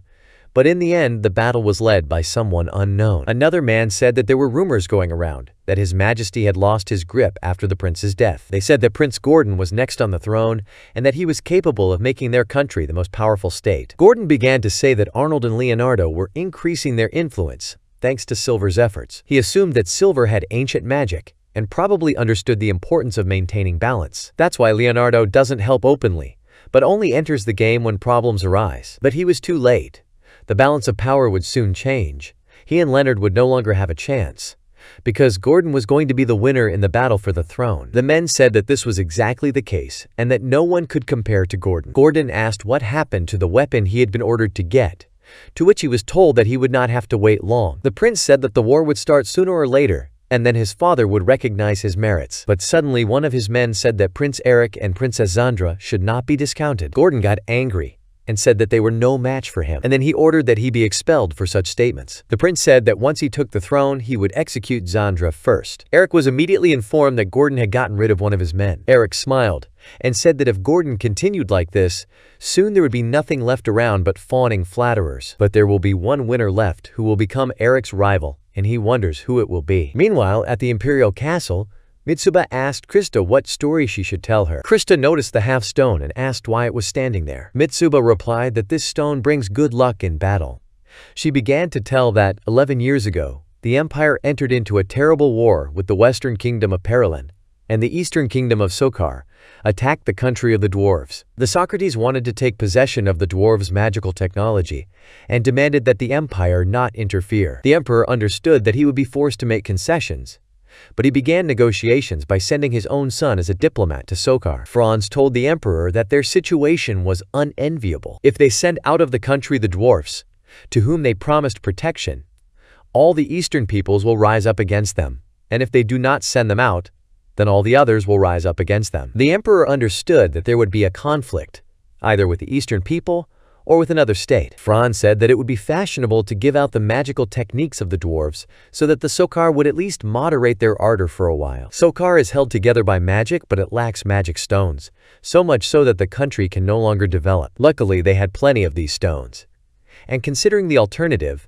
the price wasn't that high. A few days later, a diplomat from the kingdom of Sokar arrived to see the emperor. Outside the castle, the man was greeted by knights. The man turned to his child and asked her to wait. It was little Elna who did not object to her father's order. While her father was busy with negotiations, she waited patiently for him. A butterfly began to fly past her, and the girl immediately noticed it. Elna ran after the butterfly, but suddenly she noticed a certain passage. The girl approached it and became interested in what was inside. Eldina decided to climb inside. She found herself inside the castle and saw many treasures in front of her. There was a magic sword which the girl took into her hands. Elna started waving it, but she accidentally cut one of the gems in half. The girl tried to put it back together, but nothing worked. Someone entered the room. It turned out to be Arnold. He immediately noticed the cut royal stone. Arnold said that this stone was supposed to be given to the prince, so the girl immediately began to panic. Suddenly, the children heard someone coming into the room. Arnold told Elna to leave quickly. The door opened, and the emperor entered. He saw Arnold, who began to apologize to him for breaking the stone. The emperor approached him and asked if he had really broken it. Arnold confidently replied that he did it. The emperor slapped his son. He began to shout that this stone was a pledge between the empire and other states, and he dared to break it. Arnold apologized to his father. Elna was hiding in the room, and after what she saw, she began to run away. She ran to her father. The girl cried and told about what happened. He came with her to the emperor and said that in fact it was Elna who broke the stone, and all responsibility lies with him for not keeping an eye on her. The emperor said that he guessed that Arnold was covering for someone, but he didn't think it was Elna. He explained that the box containing the stone was protected by a special spell, so he knew that Arnold would not be able to open it. Therefore, he asked Arnold again, but he stood his ground, and the emperor could not do anything, since he had to save face in front of the ambassador. But Elna's confession is meaningless, since he has already punished Arnold, and this is unchangeable. So the people around began to look at her with disapproval. A voice came from behind the girl, asking why they dared to stare at a small child. It turned out to be Mrs. Mitsuba.